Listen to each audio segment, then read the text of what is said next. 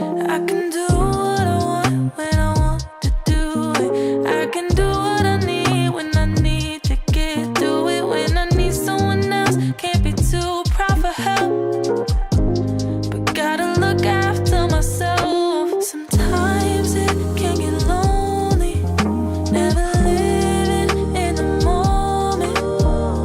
When the sun is shining, hope that I'm reminded,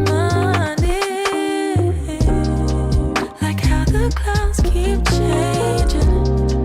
I'm always steady rearranging, going back to the basics of what a good day is. What a good day is.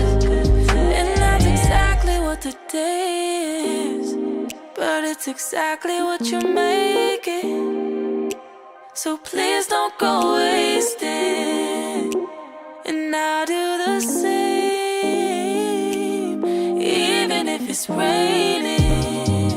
How could I complain? And my feels got me feeling some type of way. You always free to take a break.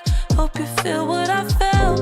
You gotta look after yourself. Sometimes it can get lonely, never living in the moment.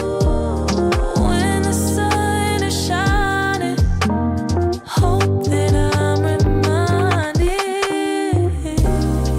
like how the clouds keep changing. I'm always steady rearranging, going back to the basics of what a good day is. What a good day is. What a good day is. What a good All right, here we go, y'all. day is. And that's exactly what the day is. It is a beautiful day up in here. Y'all know what to do. Drop a 1 in the chat if you can hear me. Drop a 1 in the chat if you can see me. Here we go. Shout out to Keely for kicking off the show the right way. And the title of that song is Today. I will have that link in the description for y'all. Okay, I appreciate everybody sending in the ones. Let me see how we look. Ooh, hoo-hoo. Yeah. We're looking all crispy and clean on the screen. Welcome, y'all. Welcome back to another YouTube live stream and another episode of the Music Morning Show. I'm your host, ClassE Beats of ClassEbeats.com. And today, finally, we have the jury back in this YSL court. It's going to be a good time. We're going to get to hear some interesting testimony, some back and forth between the defense and prosecution about what evidence is going to be let in. And hopefully, we can hear some more sound bites from Judge Whitaker. I don't know. We'll have to wait and see. Let's go ahead and get into it. Shout out to everybody who's in the building. Thank you all for being here. Of course, the awesome, amazing Amy is in the building as well. Thank you for being here and everything that you do. Appreciate you being in the building. We've got AJ in here, says the jury will notice how much they are reaching for a conviction, and that's a fact. My guy Les dropping the super chat already, says what a wonderful day to be alive and with each of you. Thank you, Les, for the super chat. I appreciate it, and enjoy your day off, man. Drama Llama's in here. Andrea's in the building. Walter Waller is in the building. We've got Fatima, Michi, my guy Mark is up in here. Alabama, US, Gigi, Christie. Good Lord. We've got Jen in the building. Debbie is in here. Tanya, Jay Buckmaster, my guy. Shout out to Ashley Bryant, always giving us a good laugh. Satin's in here. We've got Gwen, Sheila, Lavisa is in here. Good to have you back, Lavisa. We got Valencia and Anna Steele is up in here. I wonder if she's related to Brian Steele. My guy JB Brown's in the building. Krisha's in here. Monterisa, Luna Chick, A Fitz. Good to see you as always. Who am I missing? Am I missing anybody in here? We've got Grandina is in the building as well. Leslie's in here. Who else we got? I think I saw Candace, Shadow Fox, Leslie, Tamara, Julie's in the building. Oh my gosh, we got everybody up in here. All right, we're gonna go ahead and get into it. Wave Lori is in the building as well. He said, good morning, Detective Beat. Say, we've been cooking lately, for real. We've been cooking, and it's nice. You know, I was mentioning this to Amy yesterday. It's nice that we're actually getting to kind of hone in and actually look at a specific part of this case instead of bouncing back and forth between, oh, well, we got this person here who's going to talk about this instance. We've got this person over here. So it's really causing the state to focus and laser focus in on one defendant. And it's actually helping us to understand things more and make a lot more sense. And when it comes to the jury, I don't know. They might be leaning in favor of the defense because of that, because some of this evidence we're seeing that they have against Shannon, it's just, and so what we have I don't know. Is that there is It ain't looking great. None. So either way, let's go ahead and cut the music. Again, big shout out to Keely for kicking off the show with today, and shout out to Amy for sending that in. She actually sent that into the Song of the Night live show that we host here a couple weeks ago. And then I had to add this one to the playlist. So y'all might be hearing that on a regular basis. Is Rice Street in here? Shout out to my guy Rice Street in the building. Always appreciate you. Jamila's in the building as well. Okay, that's enough talking from me. Let's go ahead and get into it, y'all. And before I forget, if you could do me one favor, one big favor before we get into it, can you like the video on your way in? Not only is it free, not only does it help the show continue to grow, but it lets the YouTube algorithm know that you guys are enjoying the show, and it shares the video with more people. So if y'all could do that, I would appreciate it. Let's go ahead and get into this coverage here. Here we go. Please, that already got admitted.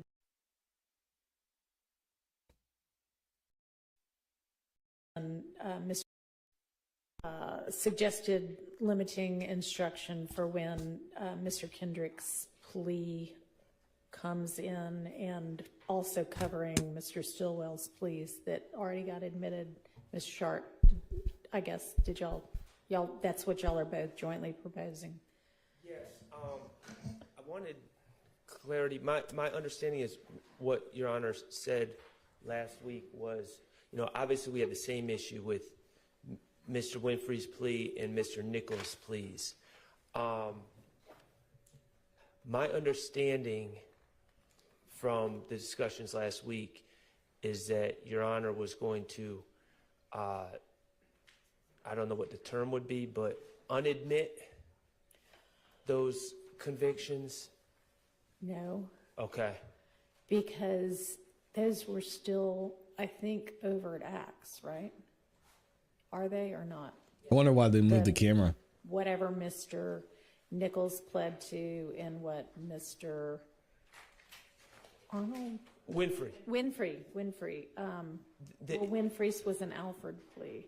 Right, but the issue isn't the act or evidence of the acts. Yeah. The issue is non-testifying witnesses saying, yes, I did it. Which is what we expressed way back when they were admitted. It's a confrontation clause issue. Yeah, it definitely is.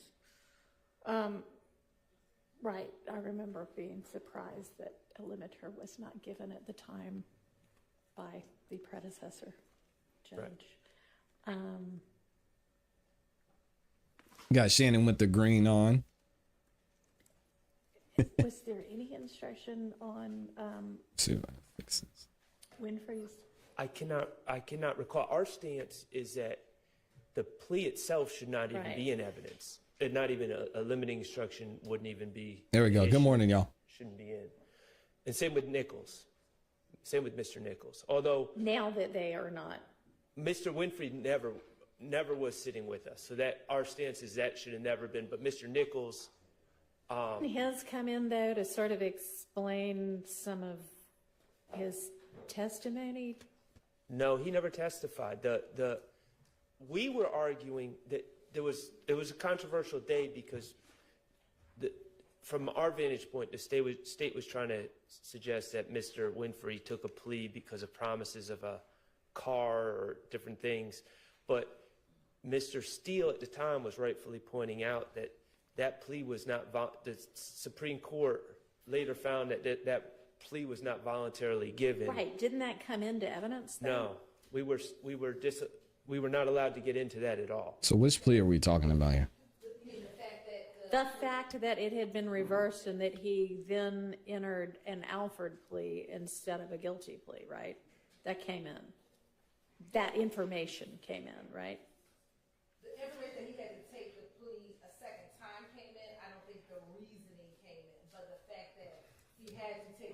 because I want to be clear. I don't know if the underlying reason came in, but the fact that he had to take another plea about a month or so later did come in. Which didn't, I mean, that didn't help a lot for us No. because we wanted to get into the reasoning. But the bottom line is the plea, whether it was voluntary or Oh, Mr. Abadi got a haircut. voluntary at this point, it's still statements by Jimmy Winfrey, and he never took the stand. So, All right, you know what, I may need to just review that trial testimony. who was on the stand? Okay.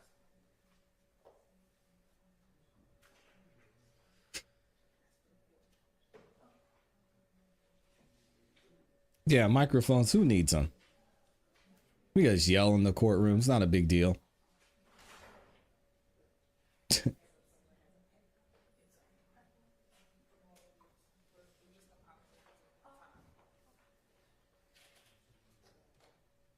We've got a rough of it, so I'm going to take a look at it again right now. Great, thank you. Right. Well, while she's looking at that, let's go ahead and skip ahead here because I can't imagine that this would be quick. So we're going to skip ahead through some of this BS real quick. Certified of Winfrey's plea, redacted somehow. And Mr. Steele says, I know it's just going in and not going to be discussed, but at some point, and then the court says, well, yeah, I don't think it's going to go back with the jury anyway, and it's going to be redacted. Is there anything else I need to cover about it?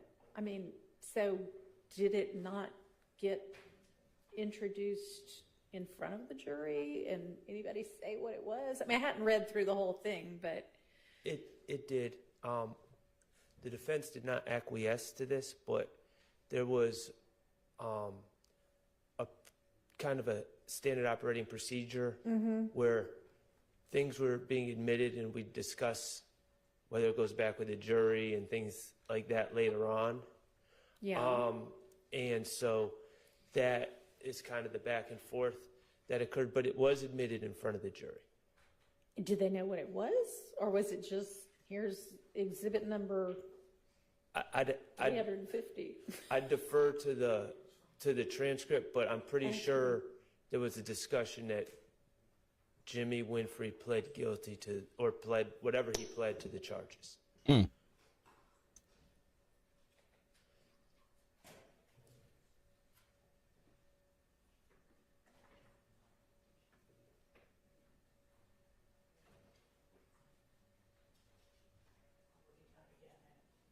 Okay, so this isn't the entirety of the transcript, but then it jumps to some questioning by Miss Hilton of a witness. I don't know who. Oh, yes. As it relates to this case, do you know if Jimmy Winfrey ever took a plea? Yes, he did.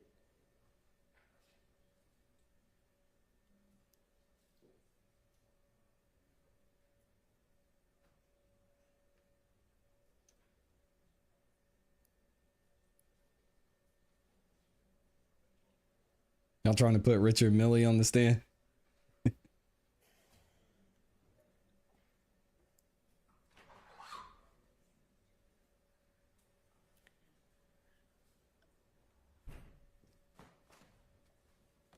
All right, we have all the jurors now. Okay, I'll continue to look at it over lunch or break. We're not going to need this limiter this morning, right? No, Your Honor, we probably won't need it until when the investigative finishes. Okay, great. All right, let's get the next witness, get the jury out. To approach, sorry. The PowerPoints that we're going to show, so you have a copy of them. Well, we get a slideshow today. Hopefully they show it to us. The list is on its way down, and once we get that, we'll pass that up. So these duplicates or? No, different ones. Different ones, okay, perfect. Thank you.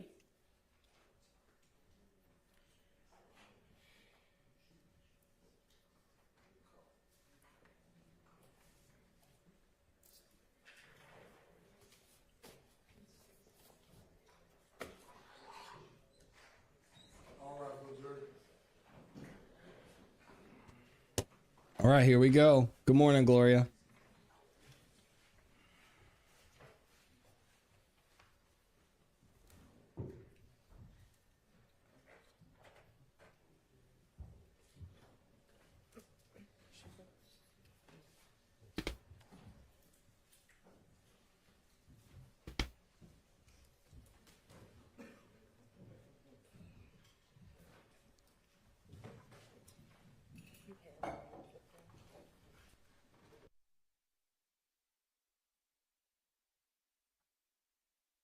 And thank you to everybody who's liked the video so far too. I appreciate y'all. I don't know why the sound's muted if the jury just walked in.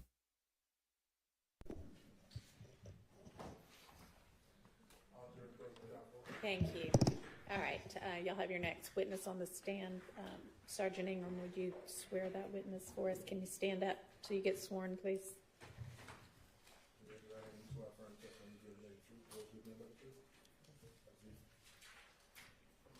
All right, go ahead, Ms. Hilton.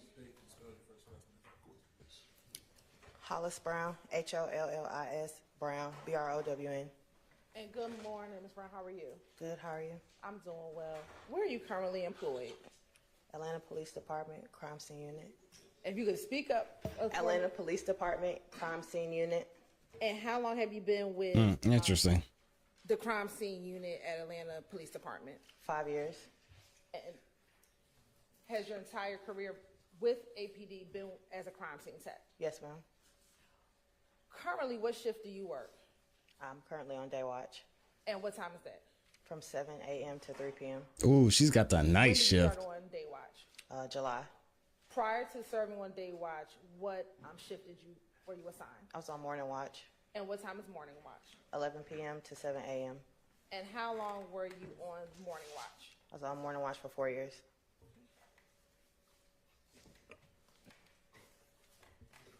And taking you to March 2022, were you working morning shift back in March of 2022? Yes, ma'am. I want to direct your attention to two separate locations that you responded to in March of 2022. First, I want to direct your attention to March 11th, 2022.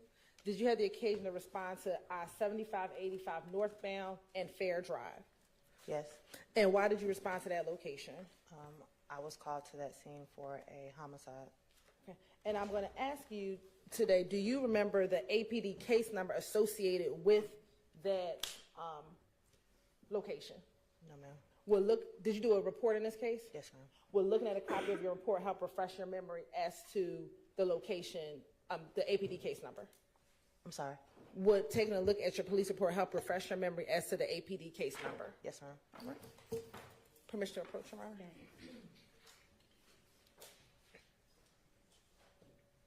I'm going to show you what I'm going to mark as 4VBA.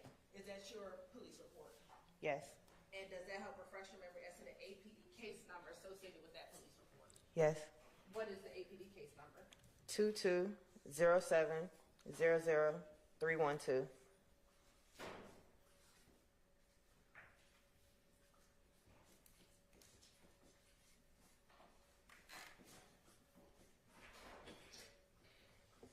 And that's on March 11th? Yes. Why did you respond to that location? I responded to that location for a homicide.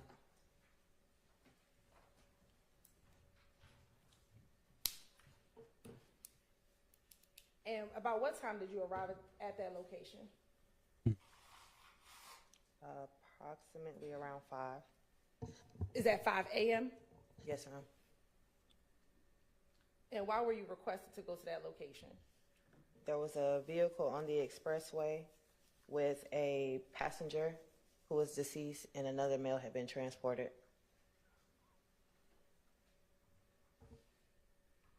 What did you find when you got there?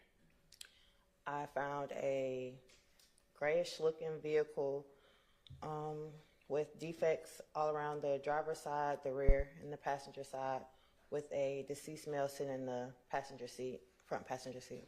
A gray vehicle? What is she talking about? Did you see any of the shell casings? Yes, they were on the expressway. Oh, this is a different shooting. With the car, was there anything sitting on top of or around the car? There was a handgun sitting on the roof of the vehicle, On what side of the vehicle? the driver's side.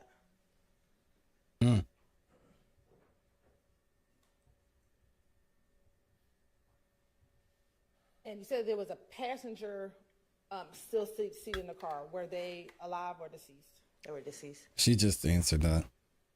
Whatever. Did you find any weapons on that individual? He had a handgun in his waistline area. Now, you talked about shell casings. How far did the shell casings stand on that highway? I don't really remember too much, but I know they were before we hit the vehicle. When you say before you hit the vehicle, what do you mean? So they started a little bit further back, going towards where the vehicle was at. And did you take pictures of the scene as you found it? Yes. And have you had the opportunity to review some of those photographs that you took on March 11, 2020? Not the photographs. Okay, in front of you, have the opportunity to look at excuse me, State Crazy. Exhibit 4 VV through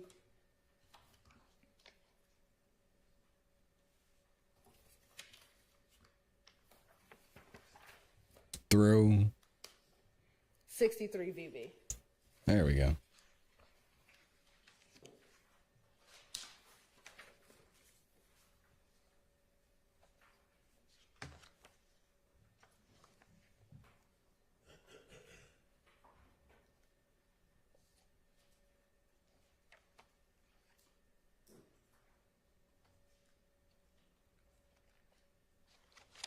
Yes. And did you look at those previously when you were before coming into court? Yes. All right. And do those appear to be a fair, accurate depiction of some of the images that you took back on March 11, 2022? Yes. Your Honor, this time the state would like to admit State Exhibit 4 VV through 63 VV into evidence. Those are admitted. How many shell casings did you recover? I don't recall. We're looking at a copy of your police report, help refresh your memory. Yes, ma'am. Okay. Once you've read it and your memory's been refreshed, just look up and let me know.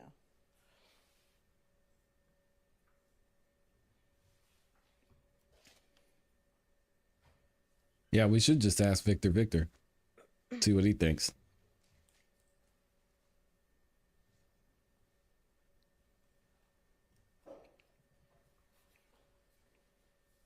Okay. Okay. How many shell casings did you recover? It was 31. Jeez. And when you recovered those shell casings, how Dang. did you package the shell casings when you recovered them? Individually in a little coin pouch. And what did you do with the shell casings once you recovered them and packaged them in the coin pouch? I took them back to our annex and processed them for latent prints. Can I ask Papa or Papa? And after processing for latent prints, what did you do with those shell casings? I placed them back in an individual coin bag, labeled them, and then sent them off to our crime lab. She said 31. Yes. What caliber shell casings were they? 9mm.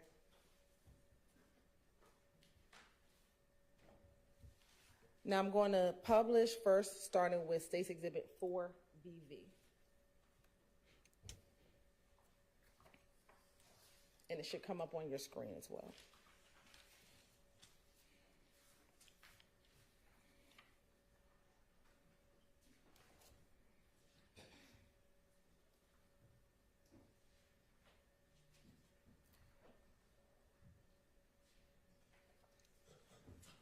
And now also looking at 6 VV.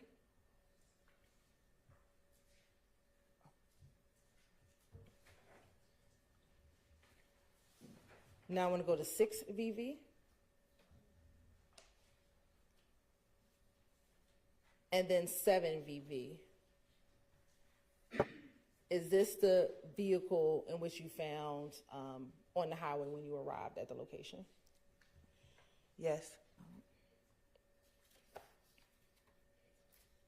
Looks like is that an Optima? Turn into 10 VV.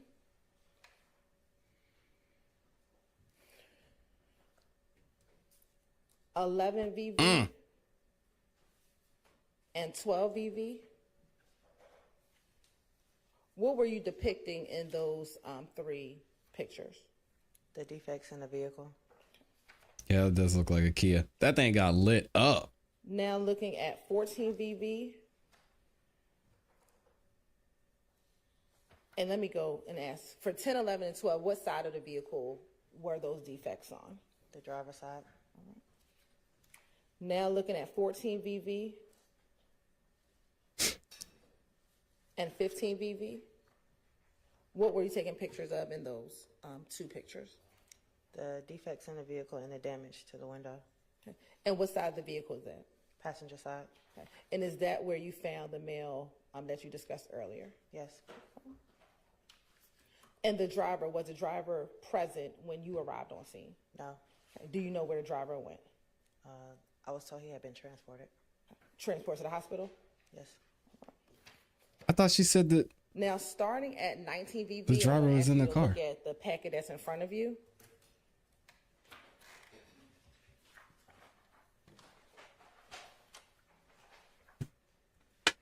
Through 51 VV, what is in 19 VV through 51 VV?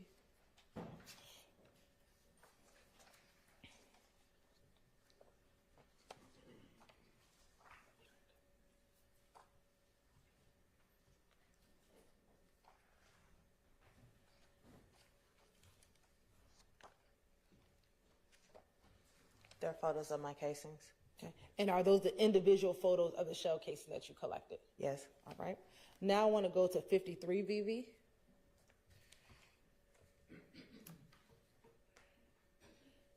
$54 VV. Thank you, Mark. Mark said the passenger was deceased. 55 VV. 56 VV. 57 VV.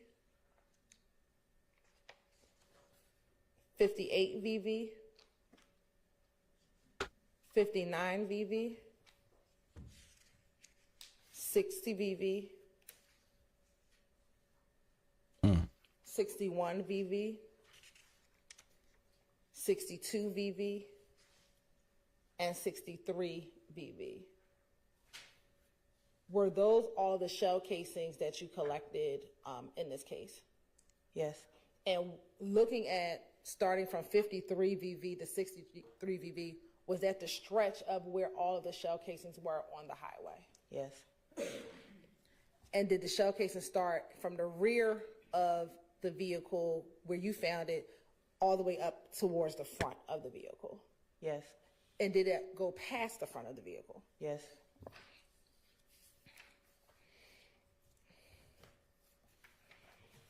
That's brutal, man. And were all the shell casings that you recovered on that scene 9mm? Yes.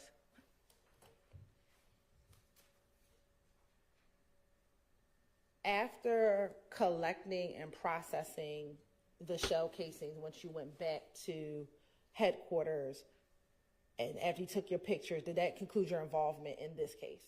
Yes. All right. Now I want to direct your attention to March 16th, 2022. Did you have the occasion to respond to 2830 Waters Road in Atlanta, Georgia? Yes. And was that about 5 days after the incident that we just looked at? Yes. All right. And Okay, do you so remember 5 that days APD later. Case number. No, ma'am. Did you do a report in that case? Yes, ma'am. Will looking at a copy of your report help refresh your memory as to the case number, APD case number? Yes, ma'am. Permission to approach again, Your Honor.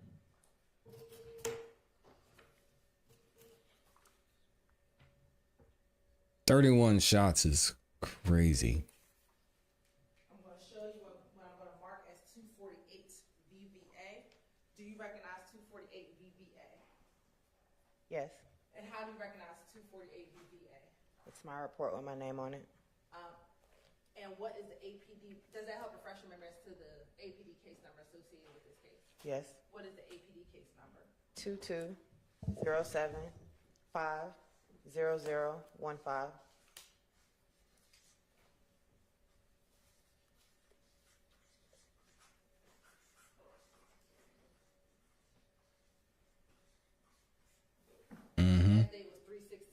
2022?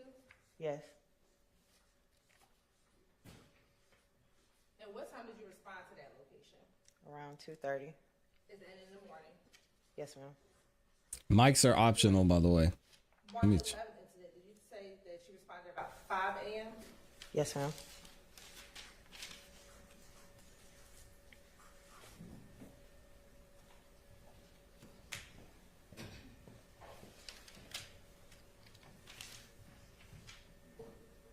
And why did you respond to that location?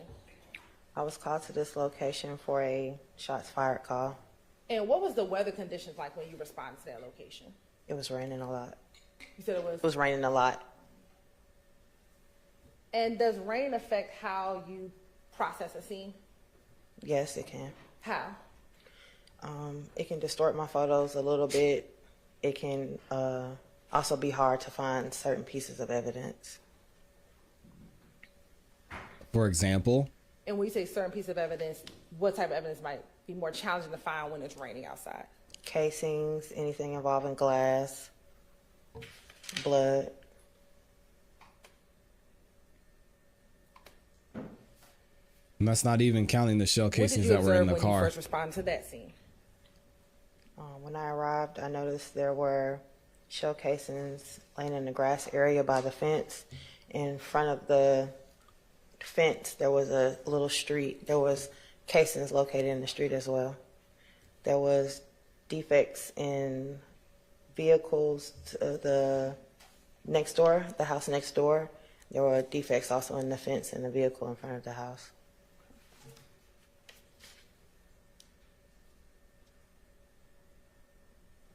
Did you take pictures when you arrived to this location? Yes.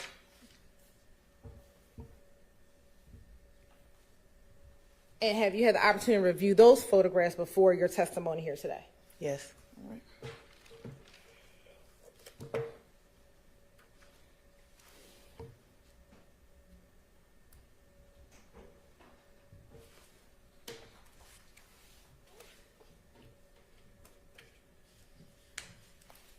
Permission to approach, Your Honor?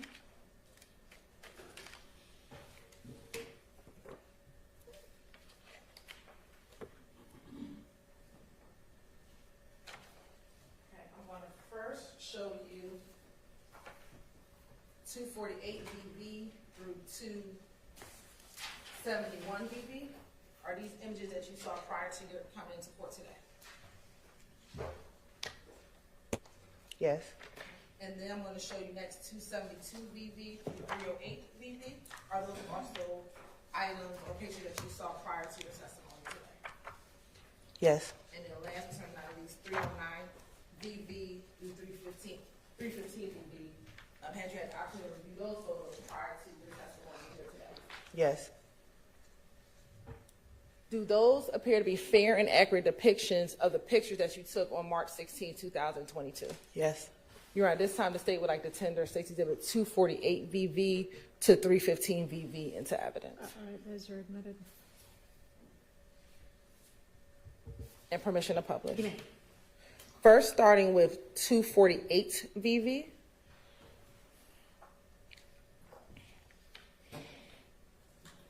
And is that the mailbox located in front of the location? Yes. And what is the address on the mailbox? 2830. Is that Waters Road? Yes. All right. Now looking at 249 VV. What is depicted in 249 VV? You're shooting up That's where the everything. scene occurred. Okay. And looking at 249 VV, do you see the gate that's in front of the location? Yes. Are there any defects in that gate in front of the location? Yes. Where on the gate are the defects? They're going to be in between the trash cans. And for the record, is that the blue Atlanta recycling trash Maybe can right and here? the green trash can? Yes. Okay. And is that also Maybe where here? the hand is indicating on the picture? Yes. Right. Now looking at 252 VV. What is contained in 252 VV? That is a vehicle parked in front of the residence. And there's some other kind of spots on the image. Is that from the raindrops? Yes. All right. Got bars on the windows too. Looking at 253, 254, and 255 EV, is that the same vehicle that we just looked at previously? Yes. Okay. Now, looking at 255 EV, what, if anything, were you depicting in 255 EV? The defect in the vehicle. And if we can scroll in, Scroll in. is that the defect that you're referring to? Yes. Do you recall sitting here now what side of the vehicle that defect is on? From this photo, it looks like the passenger side, Okay. rear passenger window. It doesn't look like Buckhead. Now looking at 257 VV, what is being depicted in 257 VV? The driver's side of the vehicle with defects. And I'm going to show you, where are the two defects, excuse me? Or not two, where are the defects that you see? The driver's side window. Are there any other defects on the driver's side of the car? I don't see, well, there's one right here below the side view mirror, a little bit further down where the mouse is. Is that where the hand is? Yes. And if we can pull the photo towards the left, are there any other defects? I can't see from this photo, so no. Yeah, there's one right there. Turning, if you can look behind you, are there any defects on the back window? Right there. It looks like it may be a defect. I can't really tell between the raindrops. Okay. Now looking at Why wouldn't they 258 have better VV, equipment for a crime scene?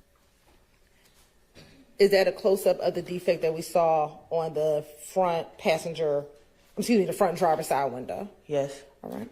259 VV, is that a defect on the rear driver's side above the rear tire? Yes. 260 VV, is that a close-up of the defect that was on the front driver's side of the vehicle? Yes. Now looking at 261 VV, where's this area of the home? This is on the right side of the residence. And this is on the front porch of the residence? Yes. All right. Looking at 262 and 263 VV, what were you depicting in 262 and 263 VV? The defect in the burglar bar and also the window. All right. Now looking at 264 VV and 265 VV.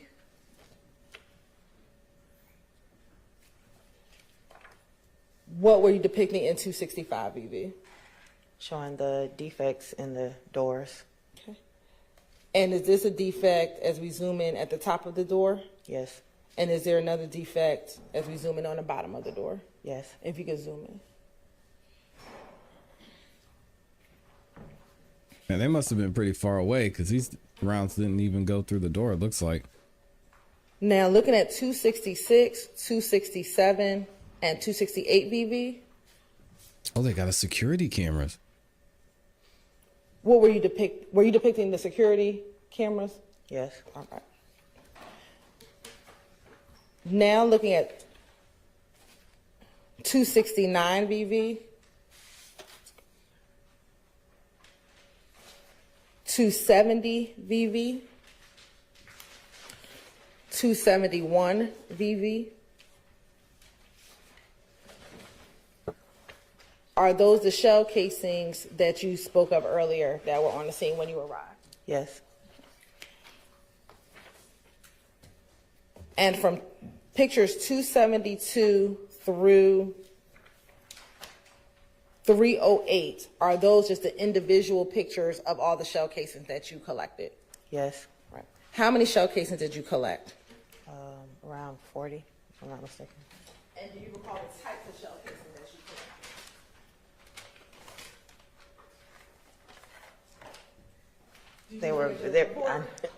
That's They fine. don't, well, okay. They were 40s, I'm sorry, they were 5.57s, 223, 40s, and 9s. Okay. And have you had the opportunity to look at those items today before your testimony? Yes. Mr. Sharp. Permission to approach you, Your Honor. You may. I'm going to show you what's been marked as 424 DV. You can, the gloves, you come prepared. Can you look in that bag and tell me if you recognize the items in your bag? In the bag, excuse me.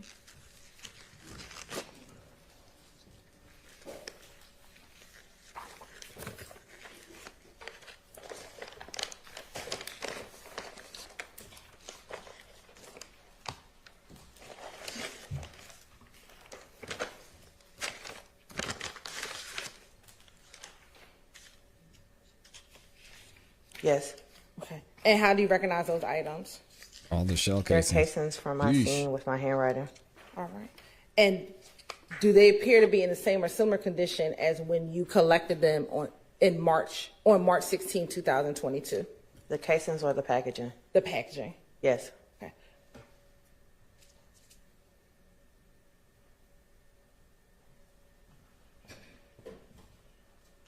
And is your identification on all of the packaging as you remember it from March of 2022, March 16th of 2022? Yes. This time the state would like to tender and admit the contents of 424 VV into evidence. All right, that's admitted. Can you tell us how many of each type of shell casings did you find?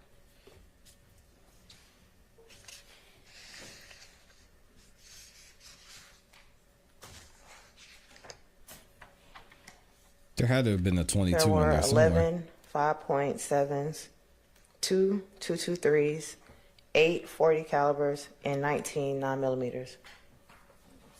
Yeah, the 22s was what hit the door. Had to have been. 11 5x7. 2 223s, 8 40s, and 19 9mm.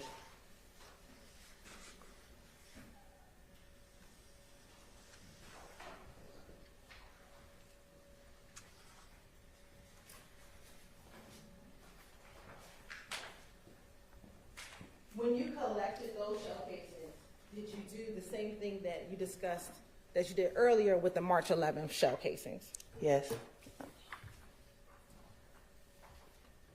And when you talked about the March 11th shell casings and how you packaged them, did you package the shell casing from March 11th in the similar way that you packaged these shell casings? Yes.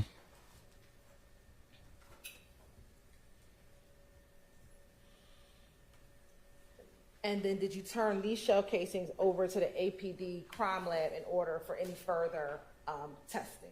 Yes. After taking the pictures, collecting the evidence, and turning it over to APD, that concludes your involvement in this case. Yes. All right, court's indulgence for a moment.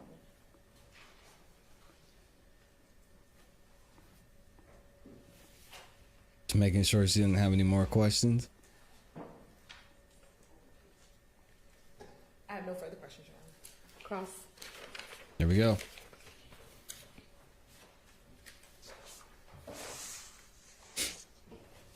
And Miss Weaver is back. Good morning, Good morning. crime scene tech Brian. My name is Max Shard. I represent Shannon Stillwell, okay? Let me just ask you about the March 11th scene that you worked on first, okay? That's the one from the expressway, correct? The expressway. Now, did you write a report regarding that case? Yes. Okay. Do you have that report? Yes, sir. Okay. If you need to refer to the report, just let me know if you need to refresh your recollection, okay? Okay. All right. March 11th, on the expressway, we saw the pictures. It looked like a Kia Stinger on the right lane of the Oh, it was a expressway. Stinger, Yes. okay. Okay, and the car had numerous bullet holes in it, correct? Yes. Okay. Who were the victims in that case? For my report, I only have one listed, and that was the driver, And the driver, what was the driver's name? Christian McMiller. Okay. All right, and your understanding is 2 people were shot and ultimately died in that case, correct? Yes, sir. Dang. Okay. Sad. Do you know if anyone has been arrested for that case? No. No, you don't know, or no, no one has? No, I don't know. Okay. Oh my. I'm going to move to March 16th, okay, 2830 Waters Road. It sounds like from the pictures there's a house on Waters Road with a wooden fence around it, correct? Yes. And that's what your pictures reflect? Yes. Okay. And when you arrived, it was a rainy day, and you were doing your best to document the evidence, correct? Yes. Okay. And there were a number of shell casings. I think you said you collected 40, correct? Yes. And were they all outside the fence? Yes. Okay. And you noted as part of your work that there were bullet defects, there were holes in the house, in the windows, in cars that were parked in the yard, correct? Yes. Okay. It was consistent with people shooting from the street area towards that house, correct? Yes. Okay.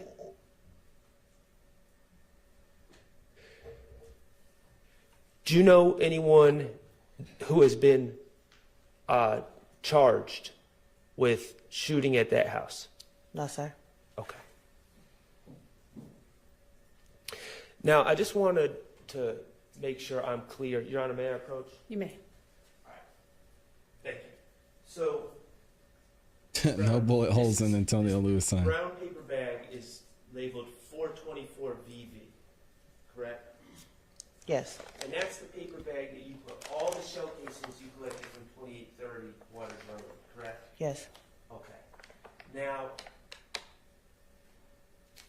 you preserve that evidence so it could be later processed by GBI or other people for ballistics and things of that nature, correct? Yes. Not in hits, etc.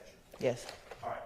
If I am to ask the scientists or the GBI people later on about this case, what numbers would I need to know that we're talking about the same shell casings? There were 40 casings, so it should be numbers 1 through 40.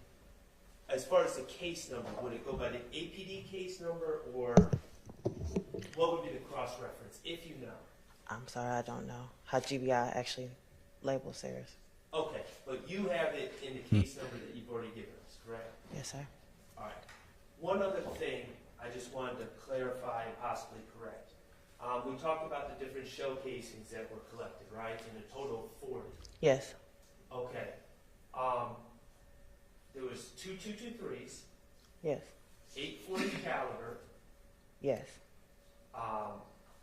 19 9mm, Yes. and 11 5.7 by 28, correct? Yes. Okay. Ms. Hill, do I have your permission to correct that? So it shouldn't say 5.7, it shouldn't say 5 times 7, it should say 5.7 by 28, correct? Yes. All right. And all of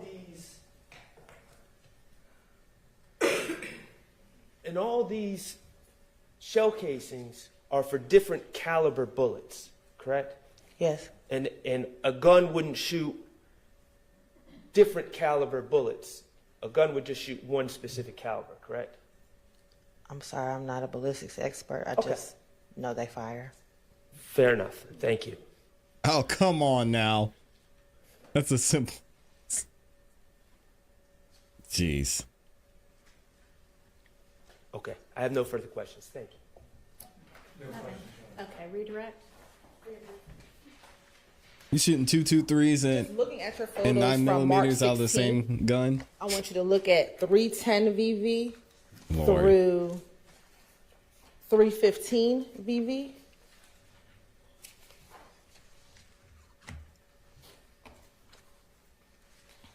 Thank you, Wave Lori.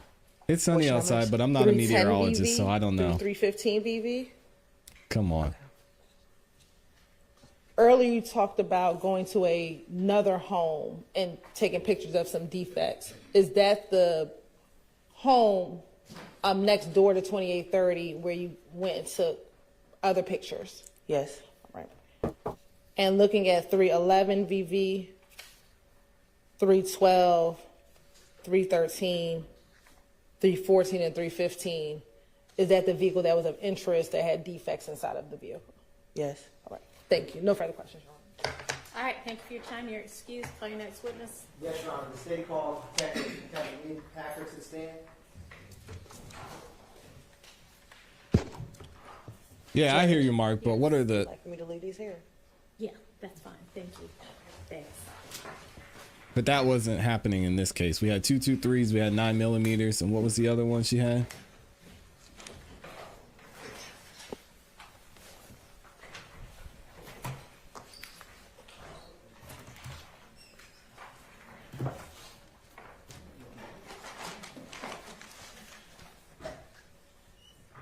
Yeah, 5.7. I don't think so. I don't think he's testified yet. I do. My name is Kevin Leon Packer. It's Yes, why would they have both? Kevin. I don't know. My last name is Leonpacher. Good morning, Detective Leon Packer. How are you doing? Well, thank you. Good morning. Can you tell the jury where you're currently working at? Well, working and employed, I'm a detective with the Atlanta Police Department. I've been with APD for over 22 years. And after spending the last about 14 and a half years in the homicide unit, I have also joined the FBI as a task force officer. And my current assignment is, as of about 3 weeks ago, I've moved out of my role in homicide to a role as a full-time task force officer with the FBI, assigned to a violent crime squad in the Atlanta division or the Atlanta field office here. Congratulations to him. In general, what are some of your roles and responsibilities that you currently do? So currently, I'm over 14 years in homicide. I'm tying up a lot of loose ends, finishing up some case files, and still doing some active case work on some of those cases. But my primary role with the FBI is in this violent crime squad. We work any violent crimes that have a federal nexus, essentially any violent crimes that might be a federal offense. I work on exigent circumstance cases, sometimes prisoner escapees, sometimes kidnappings, sometimes missing children. I'm also a member of the FBI's Cellular Analysis Survey team after having gone through the certification curriculum for the CAST team last year. Nice. Do you work with Agent Bernie? I do, regularly and often. Now, when was it that you started working with the FBI? June 1st of last year, so about a year and a half ago now. Now, when you were with APD and working as a homicide detective, do you have any experience with extracting cell phones? I do. Can you explain to the jury what experience you have regarding that? Starting with my experience with APD that led me to mobile device forensics or dumping cell phones, after being a patrol officer, I joined APD in 2002. And I was a patrol officer up until 2008, where I made detective. I spent a year doing mostly violent crime investigations, but any generalized investigations. Sometimes I'd work shootings and robberies, and sometimes I'd work parcel thefts, like package thefts and fraud. In 2009, I was transferred to the Special Victims Unit, where my role there was working investigations into offenses of a sexual nature, but primarily those involving children, with an emphasis on protecting children from online exploitation. And in that role, I began to familiarize myself with mobile device forensics because mobile devices were an instrument used to affect that type of crime. In 2010, I moved to the homicide unit, and there's been just an ever-increasing use of mobile devices in criminal investigations and the data that we can obtain from them. In 2014, I attended my first formalized training in mobile device forensics, and that was a class put on by the Public Agency Training Council. They're a very large private entity that conducts law enforcement training. And that instruction was cell phone technology and forensic data recovery. So that was instruction, a 1-week course, 40 hours on working with cell phone records, mapping out cell phone activity, how phones communicate with cell networks. But it was also mobile device forensics. And at the conclusion of that class, I also obtained a certification in Oxygen Forensic Suite, which is one of the many tools that we use to dump cell phones, or at least did back then. In 2018, I attended a certification course put on by a company called MSAB, and they make a tool called XRY. Again, one of the forensic tools that are out there available for law enforcement to use to dump cell phones and get data off of cell phones. And I obtained 2 certifications from XRY. One was just a standard certification in mobile device forensics, and the other was an intermediate certification, which worked with doing some advanced extractions of mobile devices. In between 2014 and present day, I've taken other webinars, workshops, in-person workshops with various companies, including Grayshift and Magnet Forensics, and product updates with XRY. I've attended and spoken at several conferences across the U.S. and internationally, detailing how I use mobile device forensics and the extraction process and in sifting through data in criminal investigations, and learn from others and other law enforcement agencies. Hey, y'all let this man big himself try up. to identify new strategies for sifting through data. It's impressive. Now, roughly how many phone extractions have you done in your law enforcement career? Several hundred would probably be a low number. It's not uncommon in many cases to come across, especially cases that have multiple suspects, to come across 10 or more devices in a single case. In my 14 plus years working homicide investigations, I agree, Sean. we didn't just dump suspects' phones, but oftentimes with the consent of witnesses that may have received a text message that was relevant to an investigation, or captured video of a crime in progress, we would conduct extractions of those as well. So a low ball, several hundred, probably into over 1,000 devices. Now, when you were with APD Homicide, would other detectives or officers come to you to help them with phone extractions? Yes, often. Did you ever have, or let me ask you this, do you know an investigator, Viverito? I do. Has she ever Shout out to Big utilized Burrito. or asked your help to extract cell phones on cases she's working? Many times, in many different cases. And before testifying here today, did you have an opportunity to review some USBs that pertain to some phone extractions? Yes. I'm approaching you with what's marked as 227 Victor Victor 1 and 227 Victor Victor 2. Can you tell the jury, or let me ask you first. No, it's because do you he's drinking recognize smart those water. items? That's I do. why. And what are they? They are USB drives, one of which contains cell phone extractions that were from devices associated with Mr. Shannon Stillwell or Shannon Jackson. I'm familiar with him by both names. And the other is and I should say that one is State's Exhibit 227VV1. That's correct. And then the other one, which is a silver and gray USB device, State's Exhibit 227VV2, contains mobile device extractions for phones that are associated with Marquavius Huey. And how many phones extractions are there on each of those USBs? If I could review Yes. my notes, but I believe it was 3 for each device. Yes, 3 for each device, Now, each USB drive.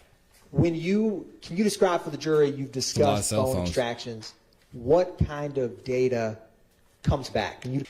Yes, It depends, is the short answer. So it depends on the state of the phone, whether or not it's powered on or powered off at the time we recover it, and whether or not the user had unlocked it since it's last being powered on. That's a good state for us, and using some advanced forensic tools, we can still recover a lot of data, even if we don't even know the passcode to the phone.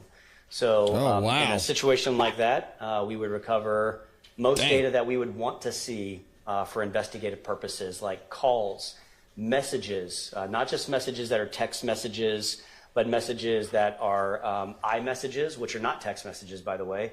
iMessages sent from iPhone to iPhone do not travel through the cellular network like an SMS message. Those do not appear on records from cell phone companies. Those will only appear in mobile device extractions. So we recover messages, photographs, videos, web history, sometimes health data, again, dependent upon the state of the phone, and third-party application data. So depending upon how an application works, if it stores data on the device, then we can sometimes recover that data, and depending upon the forensic tool we use, it could parse out that data and show it in the messages section as well. For instance, DMs on Instagram may appear in a cell phone extraction. In the case of a phone being powered off, Apple uses encryption to encrypt data. And if the phone powers off, from iPhone 5S, which is a long time ago, to present day iPhone 16, there's a whole separate chipset inside of Apple iPhones that does nothing but hardware encryption for iOS devices or iPhones. And that can present some challenges to us. If we do not have the passcode for the phone and the phone's powered off, we're going to have a difficult time getting all that data that we want to see for investigative purposes. And we'll be left with sometimes a list of blocked numbers on the device, sometimes some cached images or images that are temporarily stored in the phone's memory, but aren't the photos and videos taken by the camera inside the phone. We won't see messages or web history. So we're very limited if the phone's powered off. So again, it depends, but the shorter answer is, in best case scenario, we get pretty much everything that you have on your phone. Now,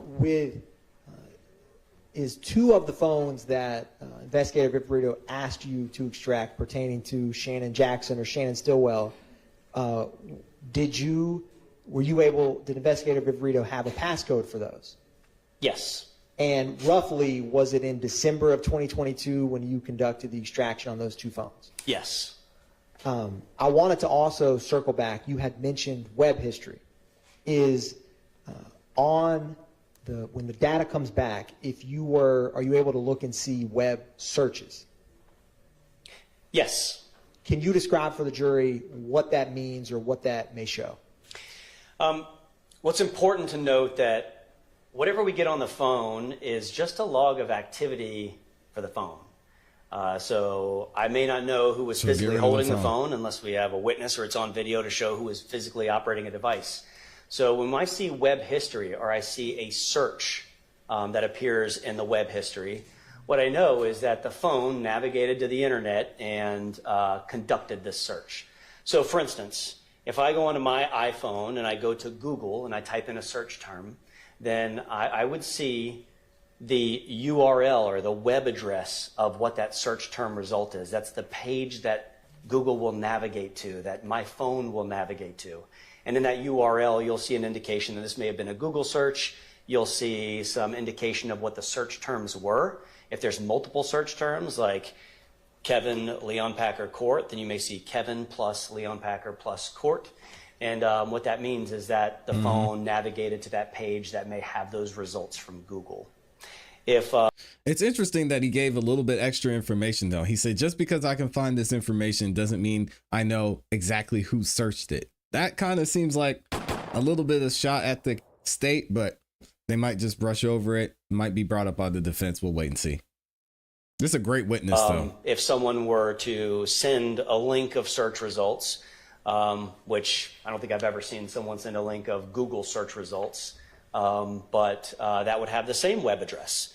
So whether someone types in the search term or navigates to the page that resulted in those search terms, because someone, say, texted them a link, then you would still navigate to the Google page that has the results for those search terms.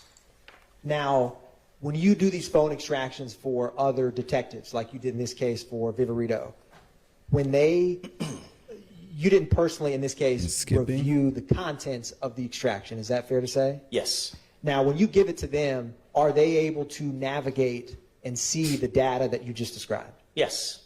And is the system that they see that data for messages or calls, are they able to tell if it's incoming, outgoing, and who they're communicating with? Yes. The tool that I use and used in this case is XRY. That's the one that's made by that company, MSAB. And XRY has essentially, it's two different tools. One is the extraction tool, that's XRY, and then the reviewer or reader tool is called Examine. So Examine is used to open up the XRY extracted files, and it presents the results of the extraction. And you can create filters. You can say, I want to see all the calls, or I want to see all the messages, or you can select both and say, I want to see just calls and messages.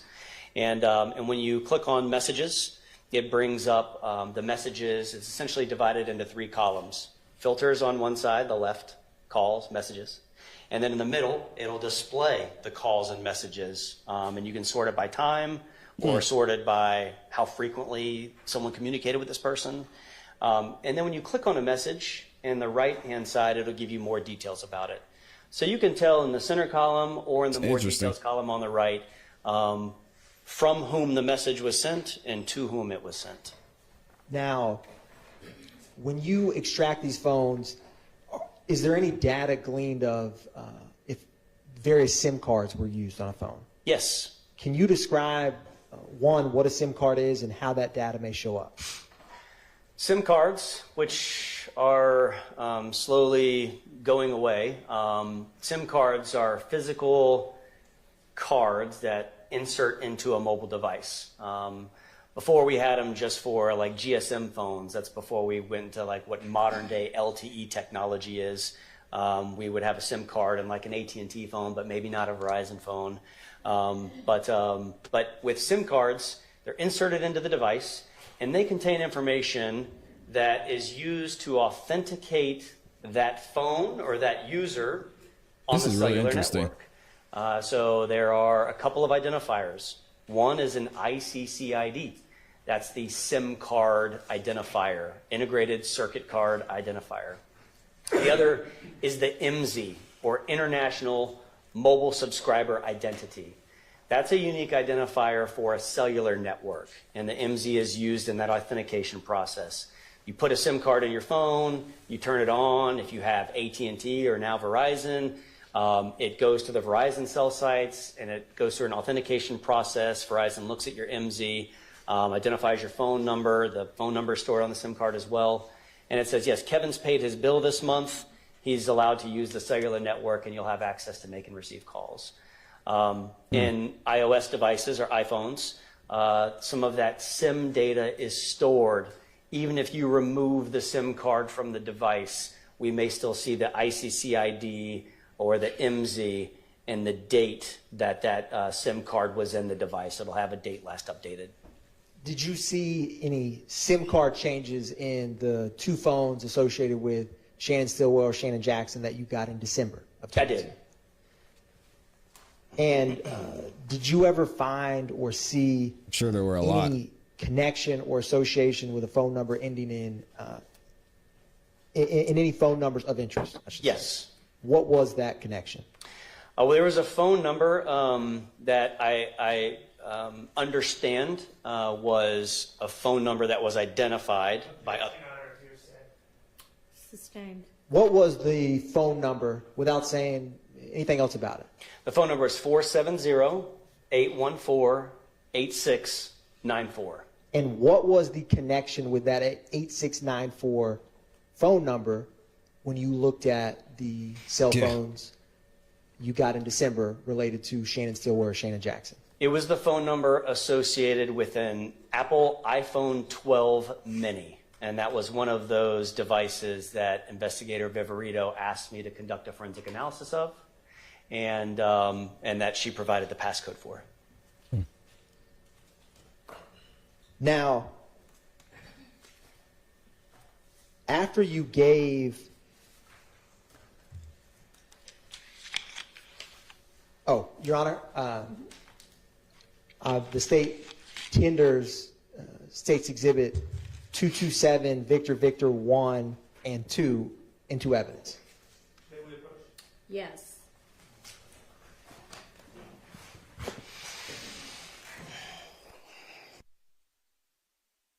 Seems like Mr. Atkins is annoyed they got to approach. This is a great witness, though. Shout out to the state on this. Also, big shout out to Amy for gifting 5 memberships. If you got a membership from Amy, make sure you say thank you. Also, if you haven't yet, y'all go subscribe to Amy's YouTube channel. She finally started a YouTube channel. I'll drop the link in the chat, and y'all can also find the link in the description as well. Y'all know we're Delay Gang, so we don't take any breaks in here. So let's go ahead and skip ahead. And thank you to everyone who's liked the video so far too. Let's see. Dang, they approached for a long time. Are they still not back? Oh my gosh, we're gonna lose all of our delay, which is unfortunate. Let me see here.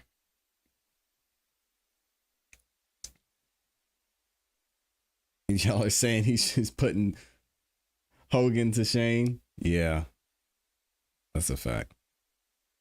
Oh no, I think we're gonna lose all of our delay. All right, here we go.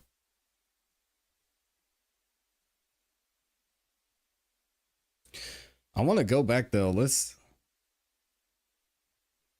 I think Max probably sees where they're about to go with this, so he wants to approach to make sure something's not brought in, but I'm not hearing what that is. Yep. All of our delay is gone, so we're going to be subject to breaks now. Let me go back though. I want to hear the last part right before. It presents the results of the extraction, and you can create filters. You can say, I want to see all the calls, or I want to see all the messages, or you can select both and say, I want to see just calls and messages. And when you click on messages, it brings up the messages. It's essentially divided into 3 columns. Filters on one side, the left, calls, messages. And then in the middle, it'll display the calls and messages. And you can sort it by time or sort it by how frequently someone communicated with this person. And then when you click on a message, in the right-hand side, it'll give you more details about it. So you can tell in the center column or in the more details column on the right from whom the message was sent and to whom it was sent. Now, when you extract these phones, is there any data gleaned of if various SIM cards were used on a phone? Yes. Can you describe, one, what a SIM card is and how that data may show up? SIM cards, which are slowly going away. SIM cards are physical cards that insert into a mobile device. Before we had them just for like GSM phones. That's before we went to like what modern day LTE technology is. Let me see if I can. We would have a SIM card in like an AT&T phone, but maybe not a Verizon phone.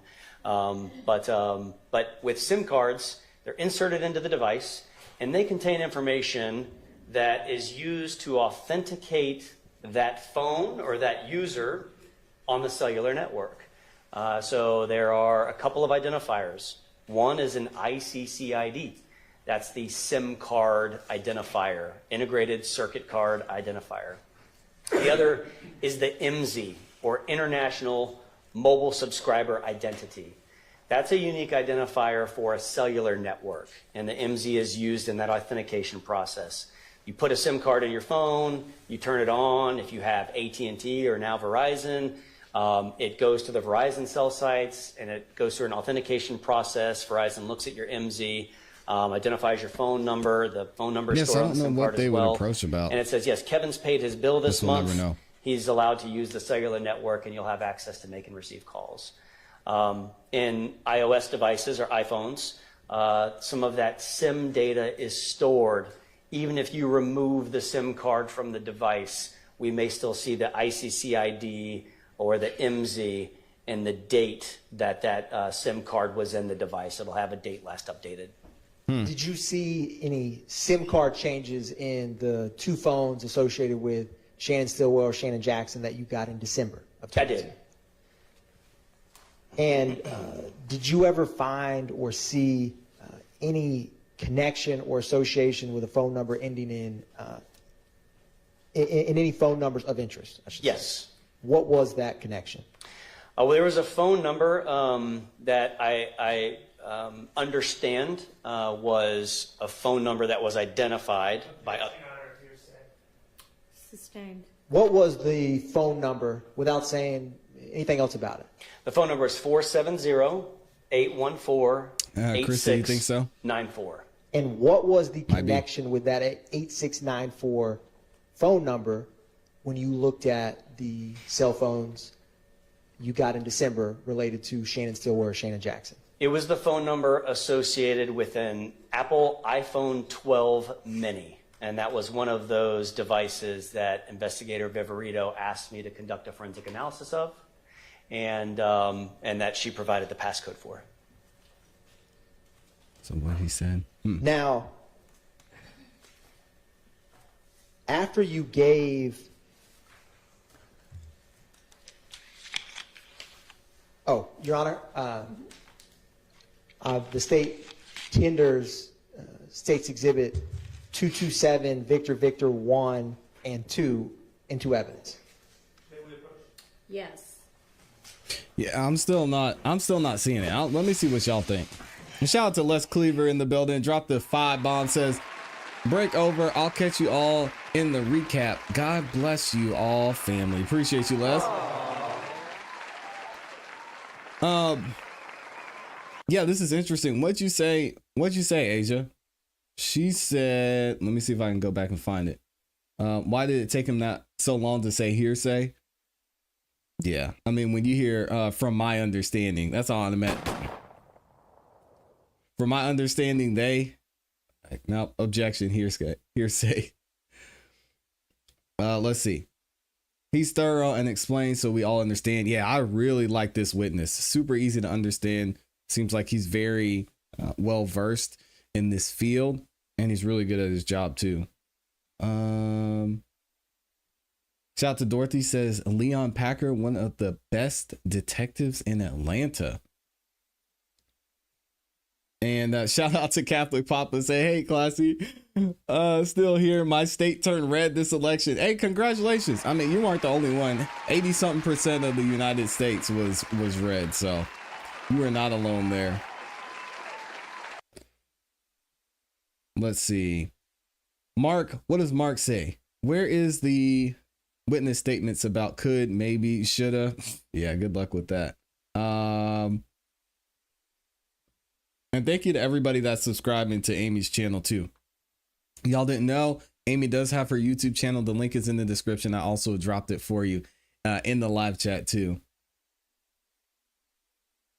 And shout out to Patricia is in here as well. Says, good morning. Enjoy your coverage. Thank you for being here, Patricia. I appreciate you. And I really want to get into like how they're linking these shootings to Shannon, because we're hearing that he switched cell phones. And again, the state is just they're introducing this evidence without any background at all. And we're just supposed to know what they're talking about or how it's connected. I don't know if they're going to come back and say, hey guys, you remember when we talked about this cell phone that he switched and this is what happened here. Like the way they're presenting these witnesses is really hard to follow. Jody Girls in here says, so if you're doing stuff, get an iPhone and keep it powered off and don't give police the passcode. Yeah, or just destroy conveniently lose the phone. I mean, that seems like the easiest way to do it. Tamika says, I love this cop, always on the first 48. Worked with Quinn. Okay. I haven't watched First 48. I keep hearing about it. I guess I need to get into it. I know the show, but I haven't watched it yet. Deanna's in here, says, we get it. I thought the judge told them not to sit so long on the history. I thought she says the witness background and move on. Yeah, and he didn't even ask to have him as an expert witness. So that man gave his whole history. All right, looks like we're back in here. Thank y'all for liking the video so far. I appreciate it. Over half of you liked the video. Thank you to everyone in the comments as well. Oh, Christy, you said something earlier that I wanted to say, but I missed it. Let me see if I can go back. Christy said, hold on a second. She said, right, my Android don't look great anymore. I'm telling you. And this is what I was telling Amy. When it comes to encryption and when it comes to security, iPhone is just second to none, which is amazing to me. He said even messages that are sent through iMessage, it goes iPhone to iPhone. So it doesn't even go over the cellular network. FaceTime calls, not over cellular, are, I guess they're peer to peer. Same thing with FaceTime audio. So none of those can be tracked, which is interesting. What did you say earlier, Christy? I got to go back and find your comment. Dang, I can't find it. Amy, she's all about her Android. Let it go, Amy. Android is inferior to iPhone. Like, come on. Marcus here says, ClassE, I mentioned that in the chat. I've seen 100 phones. I worked on forensics on phones for 10 plus years. Moved to certify as an expert. Yeah, I don't know why they haven't done that yet. But I mean, I don't know. What do we know? Mark, I would love to hear about your cell phone experience. That might have to be a conversation we have amongst ourselves, because I don't know if everyone would find that interesting, but I love learning about that type of stuff. And you have 10 plus years of experience. That's amazing. Salute to you. Elijah Watch says they're presenting evidence with no connections to anyone. Looks like they have a bunch of open cases and trying to put them on these guys. Like, we don't know how these things are connected. Come to the dark side, Amy. Hey, yo. Let your Android go. I'm going to convince her eventually. Queen Royal says, y'all don't think Woody programmed his other phones as the defendant's numbers and they're really his phones, possibly? Oh, now, man. Detective Lee and Packer, Interesting. did you have the opportunity on March 17th of 2022 to participate in a search warrant Yes. at 2830 Waters Road? Yes. Can you describe for the jury how you got involved in that search warrant? Well, I mentioned just a moment ago that I know Investigator Viverito. I've worked with her a lot over the years. She's been in a few different roles, and I've worked with her in each of those capacities with the different agencies that she's worked with, including when the search warrant was obtained and to be executed. So she asked for my assistance to execute the search warrant, and that's why I participated. Now, when you got there, was it daylight or nighttime? It was daylight. And was there other units within APD that were there for the search? Yes. What were some of those units? The SWAT team, our intelligence unit, I think some gang unit investigators, and myself and I believe my sergeant and our homicide unit, Ray Layton, were there, and our crime scene technician. Now, you personally, when you go to scenes or work cases, do you take any photographic or video evidence yourself? Sometimes. And what do you use for that? Usually a city-issued cell phone to photograph or video a walkthrough of the area. And did you do that in this case? Yes. Now, Your Honor, I am approaching with what's been marked as 336 Victor. Detective Lee and Packer, before testifying here today, have you had a chance to review that medium I gave you? Yes. Can you tell the jury what that is? 336 VV, State's Exhibit, contains all the photographs and videos that I took while I was out there on Waters Road. And I'm also going to approach you, Detective Lee and Packer, with what's been marked as State's Exhibits 316 Victor through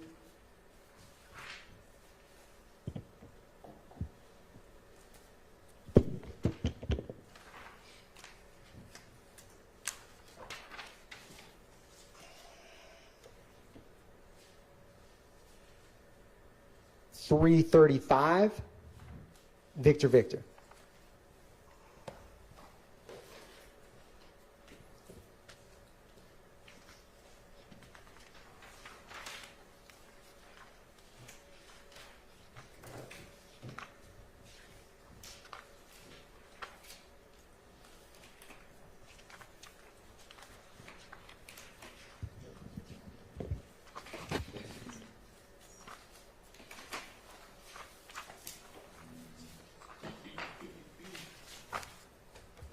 Are those photographs that you took the scene that day?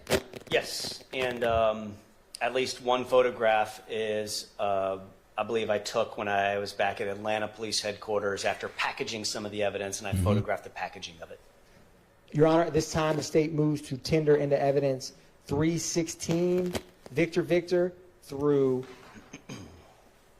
335, as well as 336 Victor Victor, the USB.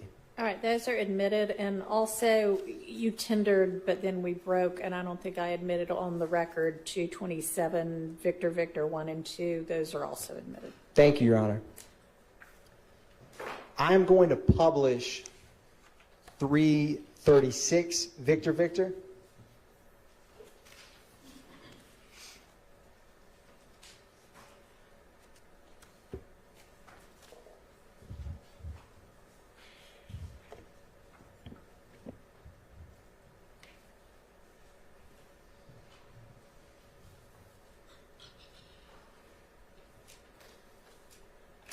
Now, is this the location that you were at, Detective Lean Packer, on March 17, 2022? Yes. And when you do document It's a video I want to see. search warrants or scenes that you walk through, do you kind of take an overview of the location? Yes. And is this Here we you go. walking to the mailbox to document the address for this search? Yes. Now, had SWAT already cleared the residence by the time that you started searching? Yes. And when I'm going to publish another portion of State's Exhibit 336, Victor Victor.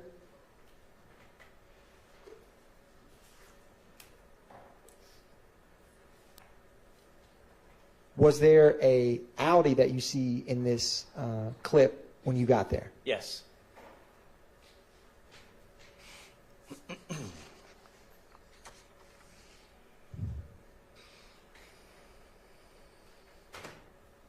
Now, do you typically try to capture the VIN number of vehicles that are on scenes? Usually. Can you tell the jury how were law enforcement officers able to get in this Audi vehicle? You can see on the left there at the door, there's a coat hanger. The window was ajar, and investigators used a coat hanger to tug on the door handle to open the vehicle and access the interior of it. Now, was there a firearm in that car? Yes, on the passenger floorboard, protruding up into there's me. The passenger floorboard, the firearm was laying "There's down on me." the floorboard and leaning against the passenger seat. That's funny. Now, after documenting the firearm inside of the vehicle, did you ever pull it out of the vehicle to examine it closer? Yes. I am going to publish 318 Victor Victor. Is that a picture of the firearm in the passenger seat where you found it? Yes. They still had the gun? Come on, y'all. And what type Dang. of firearm was it? This was a Ruger AR 556. It nice. it takes 5.56 caliber ammunition. And I'm going to publish another portion of 336 Victor Victor. Do you see on the screen before I start this magazine and a firearm on the roof of the car? Yes, that is the magazine that was inserted into the weapon when it was recovered. Now, I'm going to play this first and ask you, is that cartridge you saw on the purple glove something that you had to get out of? Was that in the chamber or in the firearm when you examined it? Best I recall, I could review my notes for it to refresh my recollection, but best I recall, yes, it was loaded with one round chambered, and it had to be cleared to extract that round from the chamber. If I approach you with a copy of your incident report, would that help refresh your memory? Yes.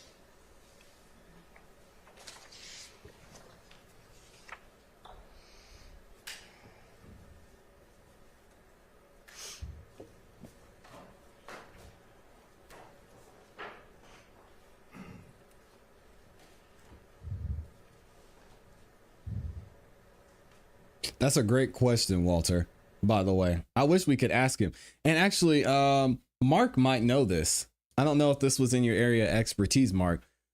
Walter says, I wonder if when you attach your phone to the car, if it's stored on the car's computer then, or just what you look up while it's attached. From my understanding, with Apple specifically, it's merely just a projection, or it's like an app. So there's no information stored there. It's connecting to your phone and projecting onto the car screen.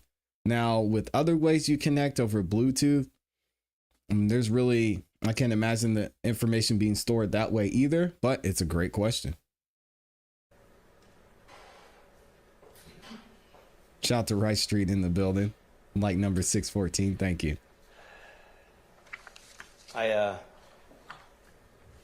refreshed my recollection about what I wrote in the incident report. And what do you recall about that piece of ammunition? My recollection's unchanged, that it was loaded with one round in the chamber, but I did not specifically note in my incident report that that round was chambered. But you can see the magazines are loaded, and the one round out would have been the round that we cleared from the firearm, and that's what I recall about the condition of that firearm when it was collected. Now, I wanted to ask you, and I'm going to show you from this clip. Can you describe for the jury what is that, 2 magazines, and can you describe like what that was, and with the tape and the different magazines?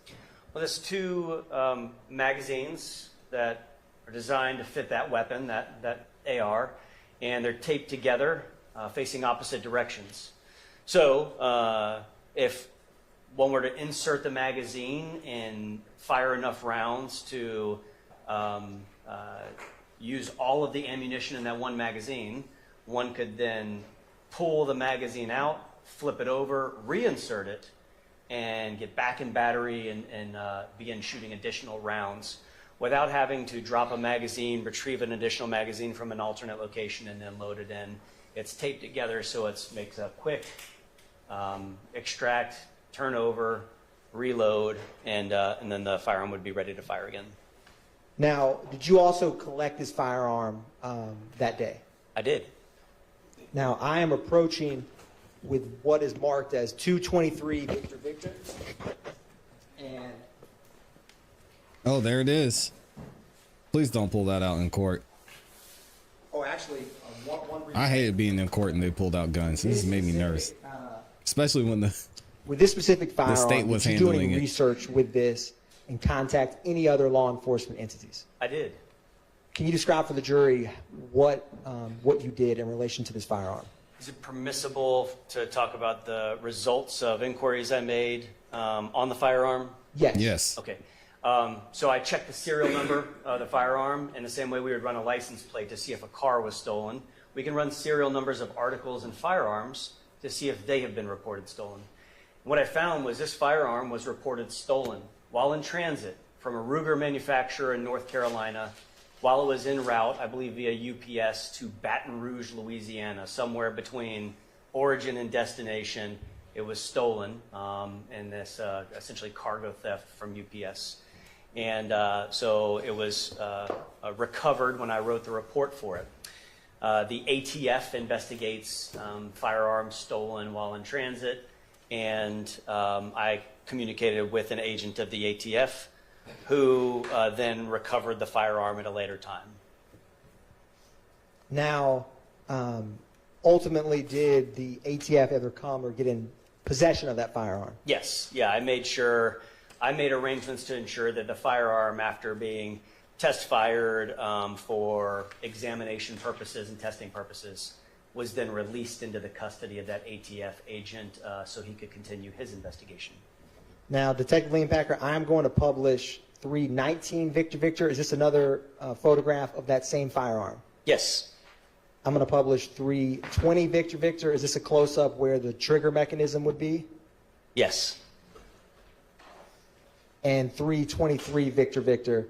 Is this another photograph of those taped magazines in the gun? Yes. Now, Did you find any other items in that vehicle that you documented that day? Yes. What did you find? There was a pink colored wool cap, I believe, in the back seat. Did you collect that item? This is a Yes. shiesty, sounds like. I'm approaching you with what's marked as 340 Victor Victor.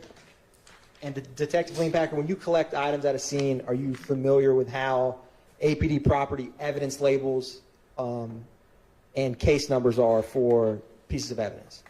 Yes. And is there any identifying features on that? And if you need to open it, you by all means can. That helps you know what is inside of it. Well, I packaged this item and sealed it. My initials were on the original evidence seal. And I also wrote on there that it was a pink wool cap So they recovered robbed from him. the Audi. And in the evidence label that I created, I labeled it as the brand Time and True pink wool cap. So at the time that I packaged it in this evidence envelope, it was a pink wool cap. Your Honor, the state moves to tender into evidence 340 Victor Victor.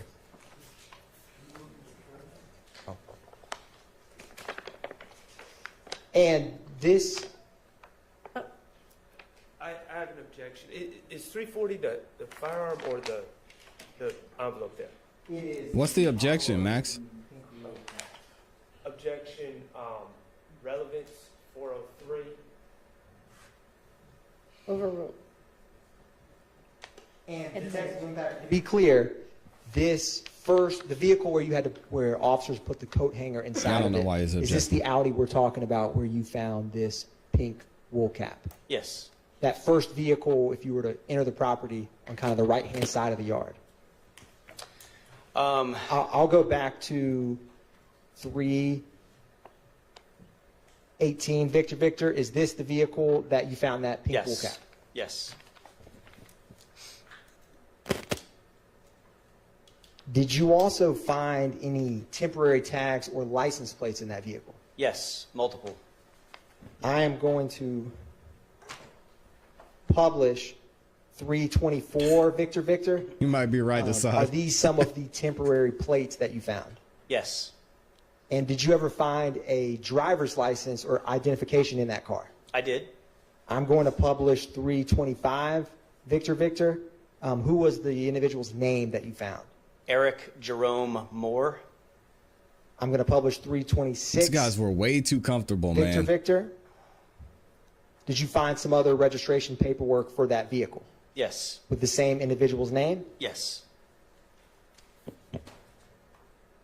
Making it too easy. Now, I'm going to publish another portion of, and is this the pink wool cap that you were just discussing? Yes. And I've looked inside the envelope, which is open, and I can see it's the same pink wool cap. I'm going to publish another portion of State's Exhibit 336, Victor Victor. And just to be clear, this is the video footage that you personally recorded that day. Is that fair? Yes. And to the right, that's depicted on the screen, is the vehicle we were just discussing. Yes.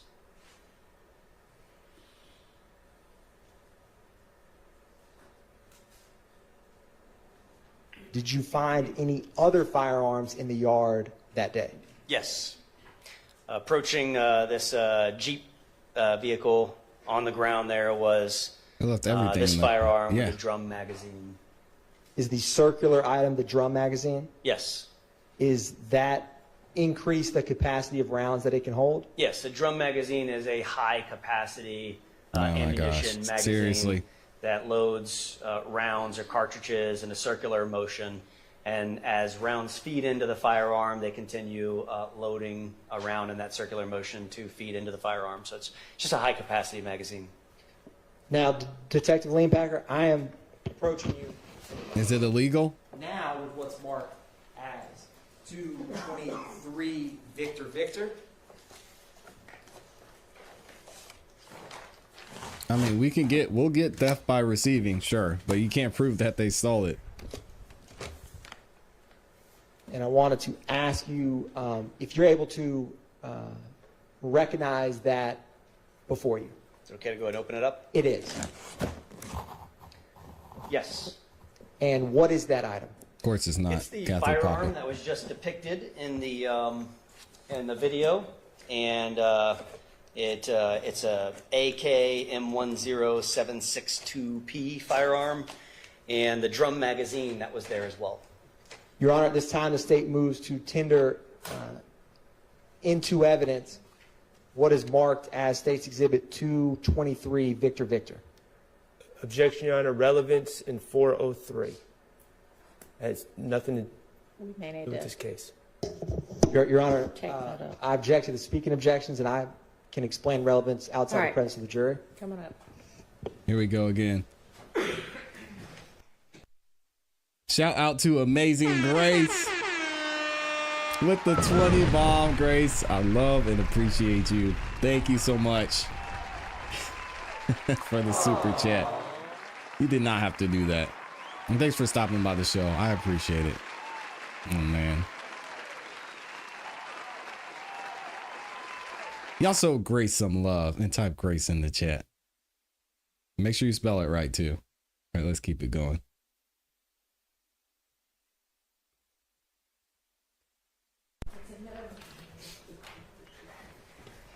So, Detective Lean Packard, this is the firearm we were just discussing with the drum magazine that we see in the yard of 2830 Waters Road. Yes, still covered with the same dirt. Do you know if it rained the night prior? I don't recall. Now, I am going to.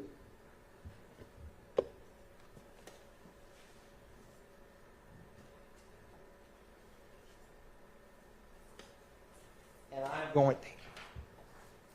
I'm going to publish 328 Victor Victor. Is this the firearm that we were just discussing? Yes.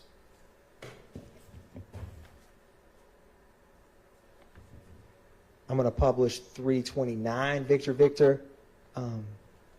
And with this specific type of magazine, do you see how the ammunition at the very So, John. end to the right? Does it keep feeding into it until all rounds are discharged or something else? Until all rounds are discharged, or whoever's operating it stops shooting, as long as there's still rounds left. But yes, that's how it feeds, and that it's loaded in that circular motion and feeds up through the magazine into the firearm.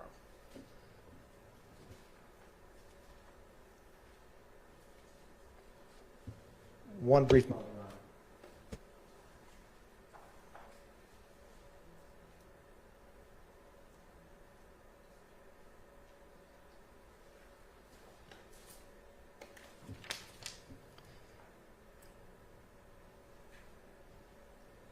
Now, you had mentioned that Jeep Liberty that we saw in that video. Yes.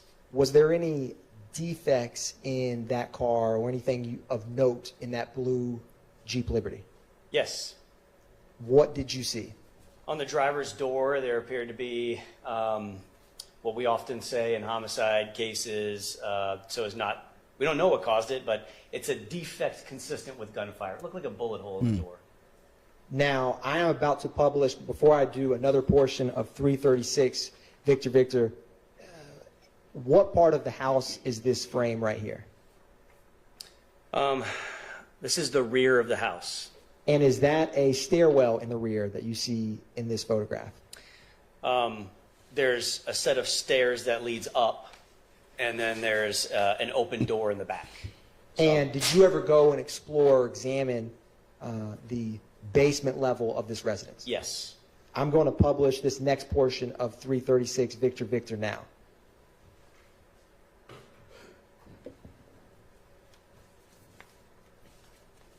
And is this opening that you are walking towards the basement of the home? Yes.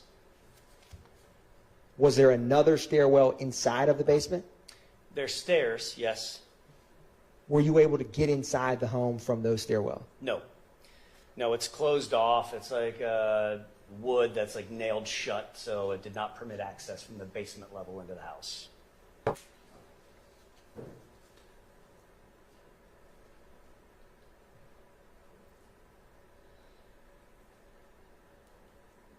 Wow.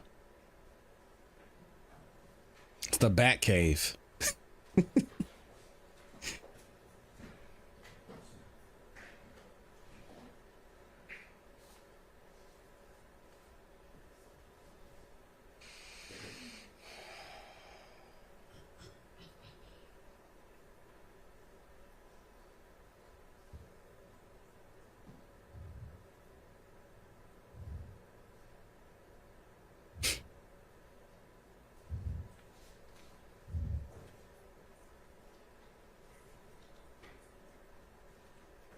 Now, when you looked in the ceiling in this basement, was there any openings that were in the basement?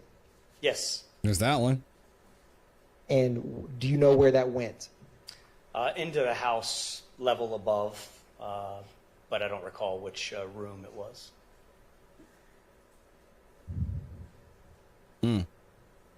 Now, ultimately, did you go and conduct a search of the house inside the home? Yes. I am publishing 336 This is so interesting. Y'all give me 1 second. Victor, another portion. But before I do, what is that? Or let me ask you this. If you were to walk in the front door, do you know where we are in the house with this photograph right now? Yes, if you walk in the front door, just to the left, there was a television, a large television, a flat panel TV, and yeah, there's some wires hanging down there. I am publishing this next portion of 336 Victor.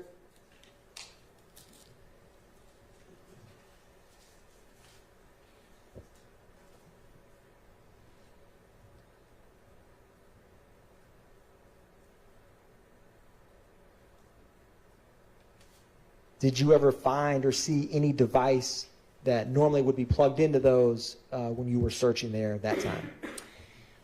Yes and no. I did see at least one camera on the front porch that had a light illuminating from it, indicating the camera had power. And I believe these wires to terminate to that camera, because I was essentially trying to follow what are these cameras plugged into. And then so that on one end, I expect that one of these wires is plugged into at least that camera. On this end, no.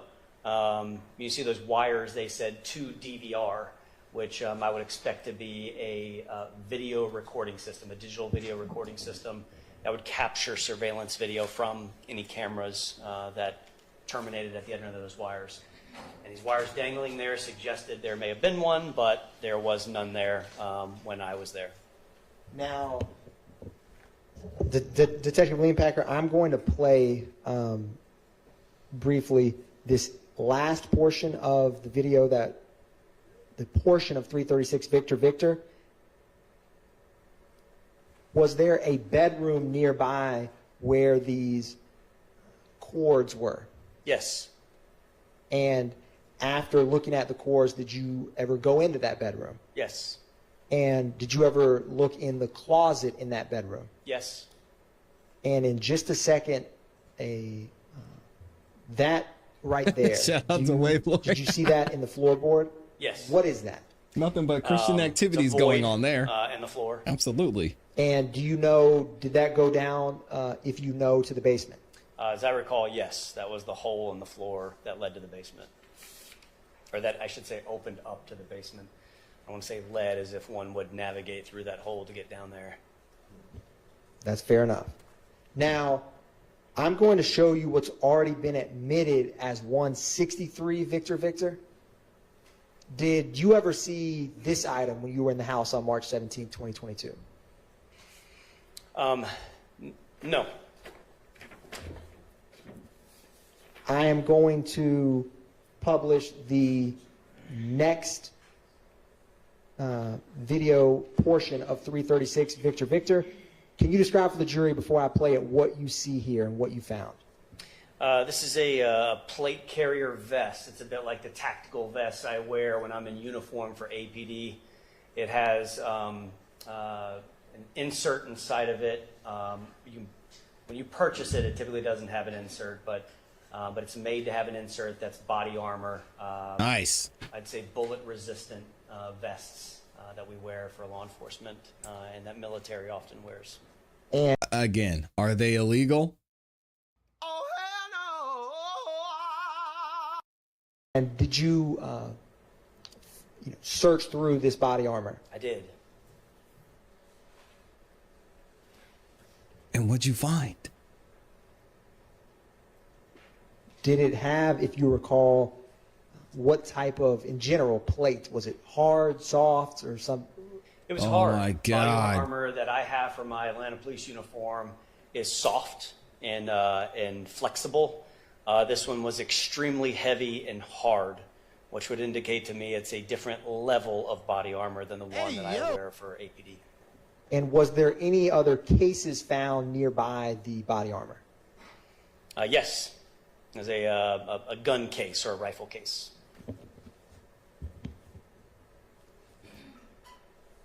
Now, I wanted to ask you, did you ever find any firearms inside of the house? Yes. Where did you find it? In a bedroom closet on the top shelf, there was a pistol.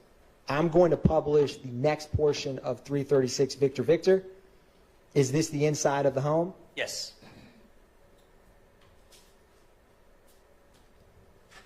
And you had mentioned a top shelf where you found a firearm. Is this what you were discussing? Yes. Did you Oh, that's a nice that gun. firearm? Yes. Is that Toro, Amy? A crime scene technician took it away from the scene, but I participated in the collection of the item. Now, I'm going to approach you with what has been marked as 222 Victor Victor.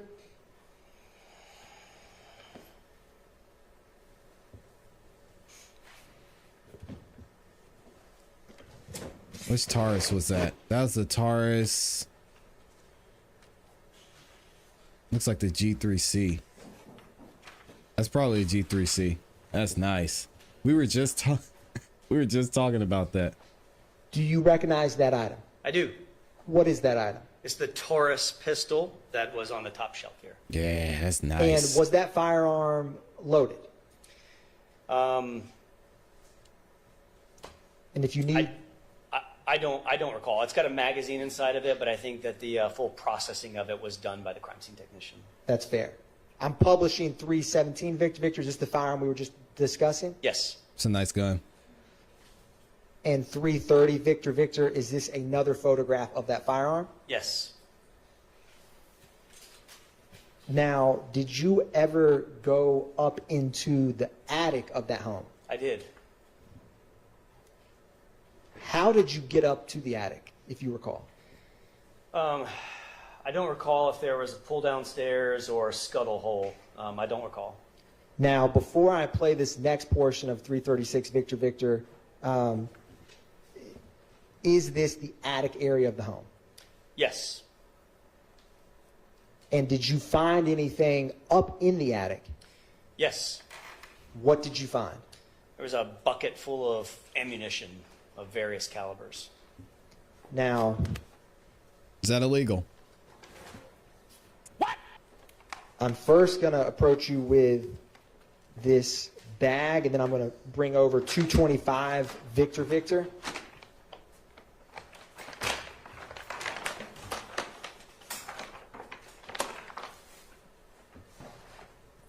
And I'm going to set it down by your feet. The G3C is nice too, recognize JB. I've been looking at it for a while. Yes. I'm going to do it. What is that? That's the bucket of ammunition that was recovered from the attic. And at some point, was that bucket inside of that bag that now has a hole in it? Yes. The the bucket was packaged by the crime scene technician. Nice. I misspelled my name, but it's on there nonetheless.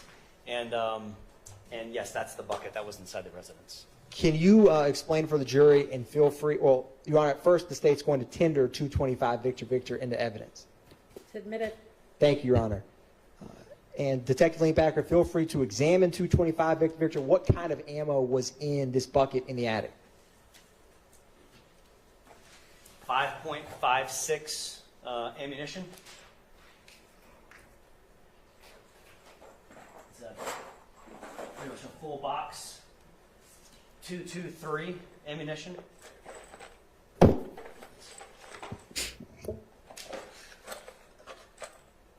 Large ammunition, typically used with rifles.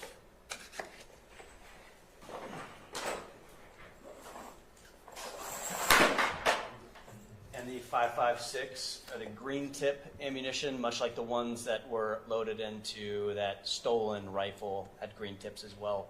The two magazines taped to each other. Only 4 popped out, so excuse me.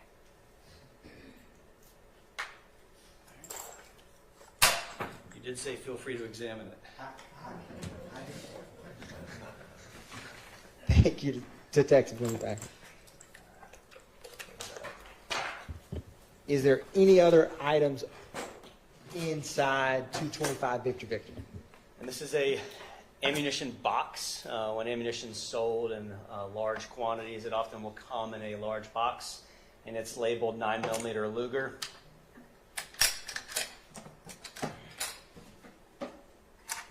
Which contains a Glock magazine for a semi-automatic pistol, I'm sorry, is this evidence? a magazine for some type of rifle, What's your gloves, sir? semi-automatic pistol, which appears to, that's a 5.7 by 28 caliber, and an ammunition loader, which is used to quickly reload magazines with ammunition. And it's got one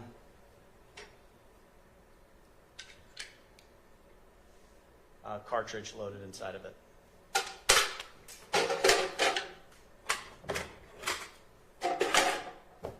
Yeah, this, I don't think that's in.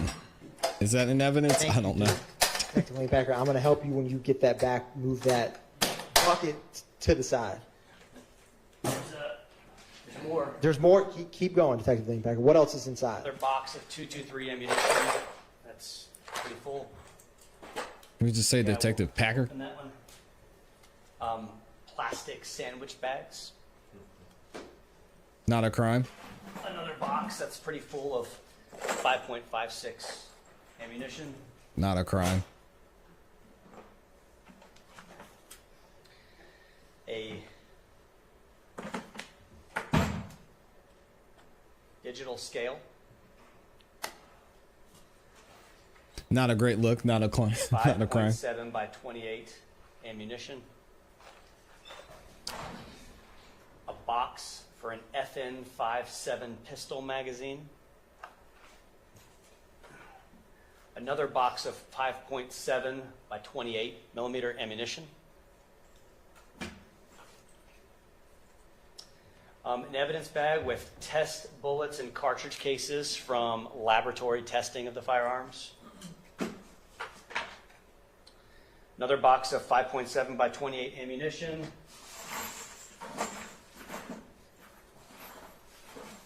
Some loose bag packaged ammunition. And Amy, I'm getting a sack of G3 marijuana. Well, today. what I suspect to be marijuana. Without testing, I wouldn't. Thank you, Yes. And I did not. I returned the marijuana back to the bucket. Let the record so reflect. Thank you. And, Your Honor, I don't believe that I Oh, you got jokes. tendered Funny. 222 Victor Victor into evidence, but the state would move to tender 222 Victor Victor at this time. Admitted. Is the firearm. Now, Detective Whitaker, I'm going to help make a little bit of room for you.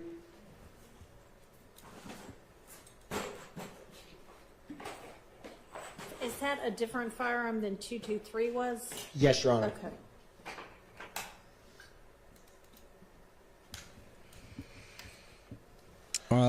So weed Did you ever- is Mona says, okay, is pot illegal in Georgia? Weed is decriminalized in Atlanta.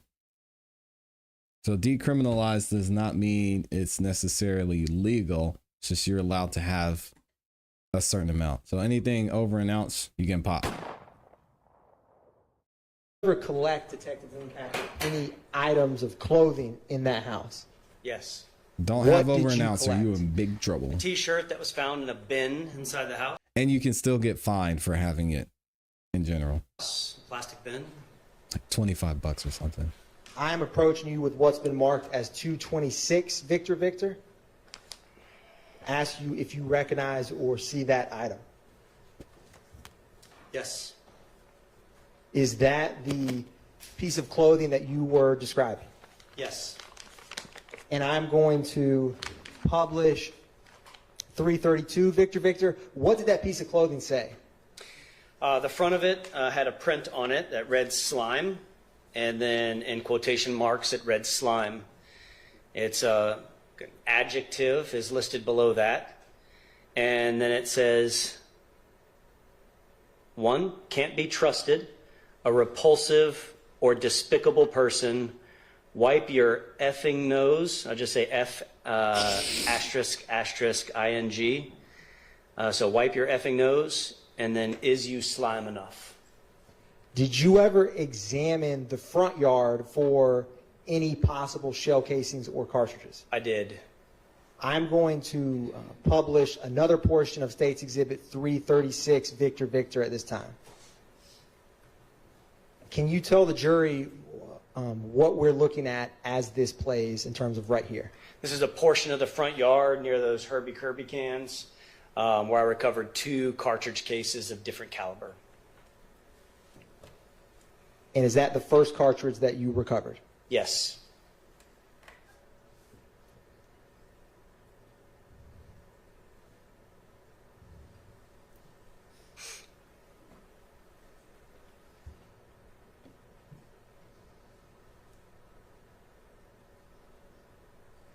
Is there a second cartridge case that you recovered? Yes. Is this documenting that second cartridge case that you recovered? Yes. The first one was a 5.7 by 28 millimeter, much like the ammunition that was in that bucket. And the other one was a 223 Remington ammunition. And did you No gloves. package those items or help them get transported back to APD? I did. I packaged them and then photographed the packaging, which I referenced earlier. Is publishing 334 Victor Victor, are these cartridges that we just were discussing? Yes. Another picture of them at 335, and Yes. then 316 Victor Victor, is that the packaging that you just discussed? Yes. I'm approaching you with what's been marked as 224 Victor Victor. Do you recognize that, Detective Leonpacker? Yes. Is that, or what is that, I should ask you? These are those 2 cartridge cases. He brought those with him? As I Oh, packaged dang. them. And initially I sealed it, and my initials were on the evidence seal before it was submitted to the crime lab for additional testing, which is that additional seal on there.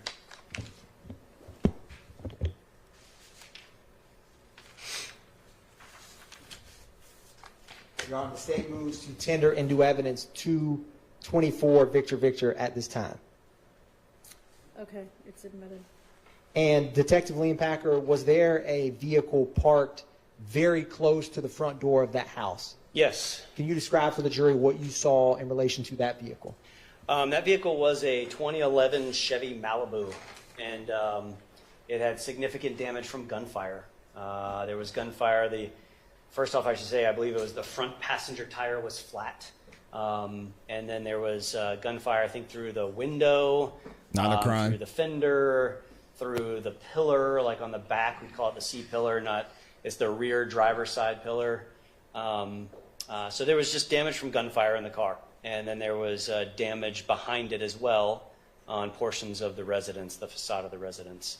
It seemed to line up with the where the defects were to the car, as rounds may have traveled through the vehicle and into the house.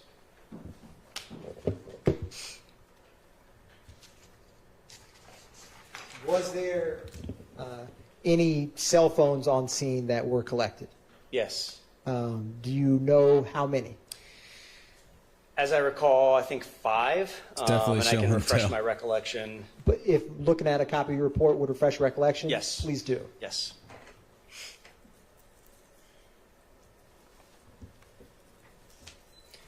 My recollection is refreshed. It was 5? Yes. Now, I am going to... That's nasty work, Rice Street. Let me ask you this. In total, in your time working for Atlanta Police Department Homicide, do you get familiar with different parts of the city? Yes. And have you, in your career, had cases or had to go to various parts of Atlanta? Yes.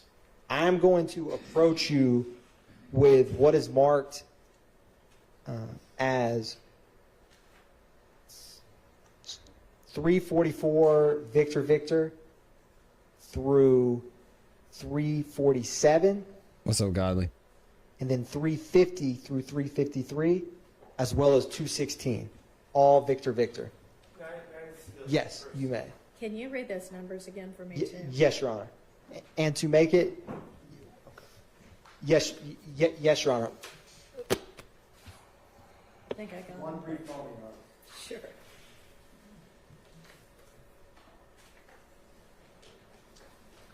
So, Your Honor, it is 344 through 353 minus 348 and 349, if that makes it easier for the court.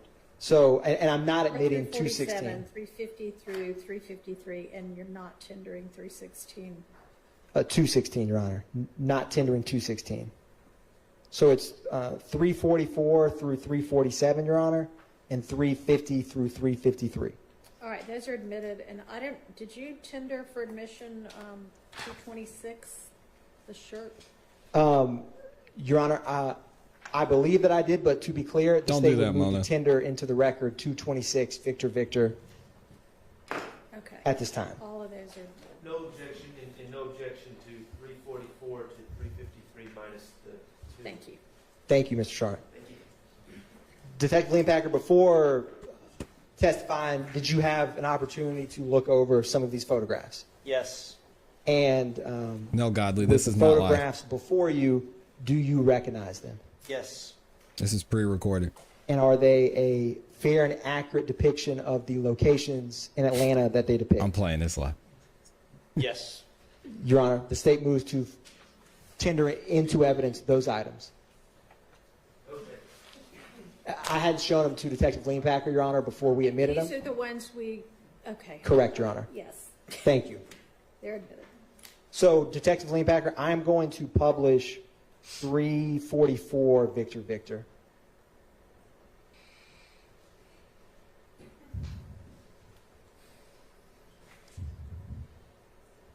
Amy, they're all on sale right now. Oh my gosh, I'm about to One brief go moment, Your Honor. crazy.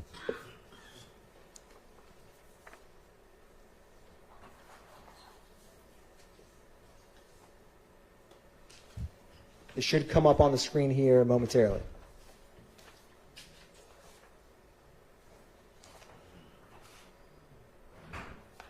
Where is this area, Detective Leanpacker? That's, I believe it's 464 Windsor Street. It's at the corner of Windsor and Fulton, the northeast corner. Is it near I-20? Yes. I'm going to publish 345 Victor. Is this another photograph of that same location? Yes. I'm going to publish 346 Victor. Is this the inside of that BP gas station? Yes. I'm going to publish 347 Victor. What is this? It's the liquor store that's next door to it. It's kind of attached. I am going to publish 350 Victor.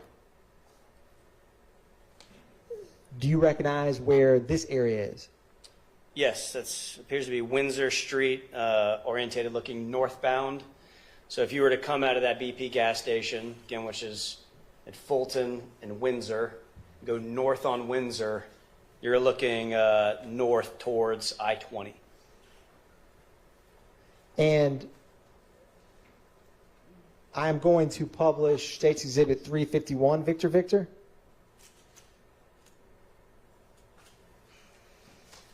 It's a closer image of the Windsor and intersection. I-20. Yes. I'm going to go to 353,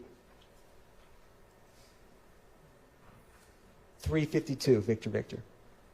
Yep. Same intersection. Now, Detective Leanpacker, if you were to leave that BP, go to that intersection and get on I-20 West, would you ever hit the perimeter? Yes. And what highway or would you cross over, intersect if you kept going down I-20 West? If you go I-20 West, you would eventually hit Interstate 285, the perimeter. That's in the Adamsville neighborhood of Atlanta. And then if you keep going I-20 West, another major roadway you hit just after you pass over 285 is Fulton Industrial Boulevard. Thank you, Detective Leanpacker. One brief moment.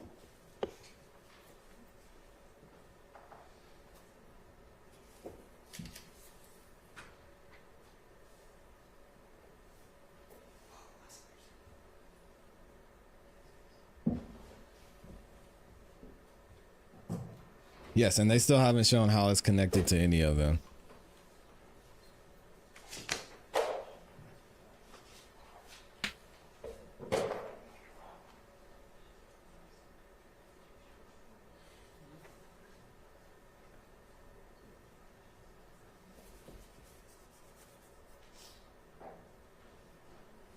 She's major coaching them up.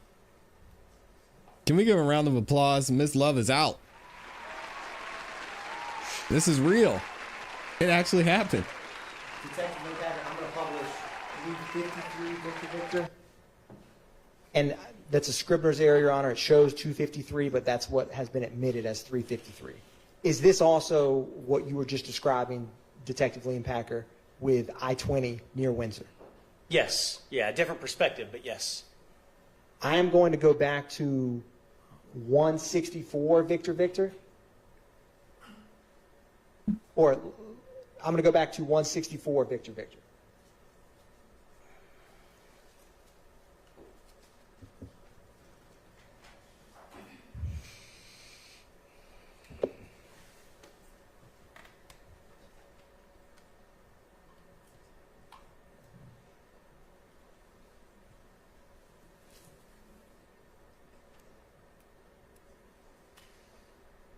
Godly, get out of here, man.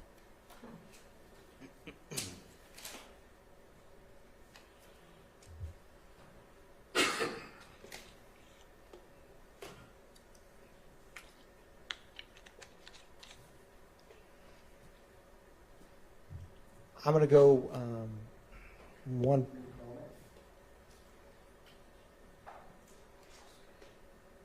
Detective Liam Packer, do you see that TV that has TCL Roku TV on it? Yes. Was that TV in 2830 Waters Road on March 17th when you did the search? Yes.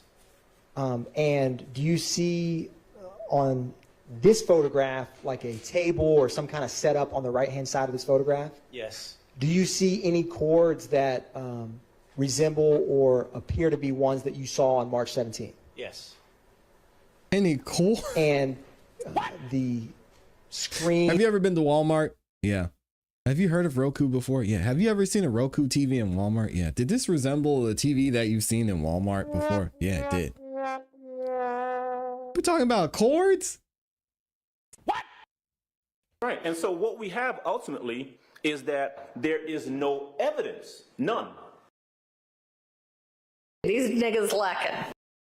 That appears to be mounted on the back of the wall, was that or was that not present? It was not present. The cords? One brief moment, Your Honor. We asking about cords and then we need a brief moment. What is going on here? These niggas lacking.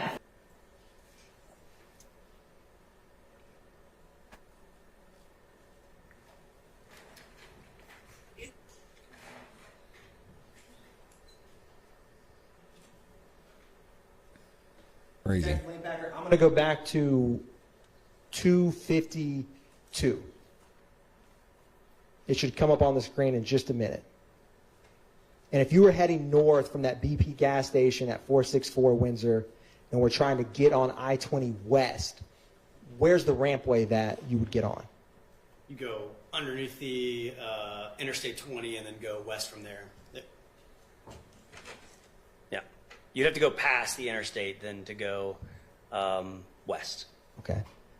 Thank you. Or I'll publish 253. What is really, yep. So is this what you were discussing? Yes. That's the westbound ramp. So this perspective is looking south along Windsor Street. And that roadway that goes at the right edge, that would be heading west on I-20 there. Thank you, Detective Liam Packer. Your Honor, no further questions at this time by the state. All right. I assume y'all are going to have cross. Is it going to be like 30 minutes? All right. Y'all want to just go ahead and get this finished before we break let's for get lunch? it done. Let's get it done. Come on. Yes. Okay. Yes. Go ahead. Get it done. Come on, Max. Take us home.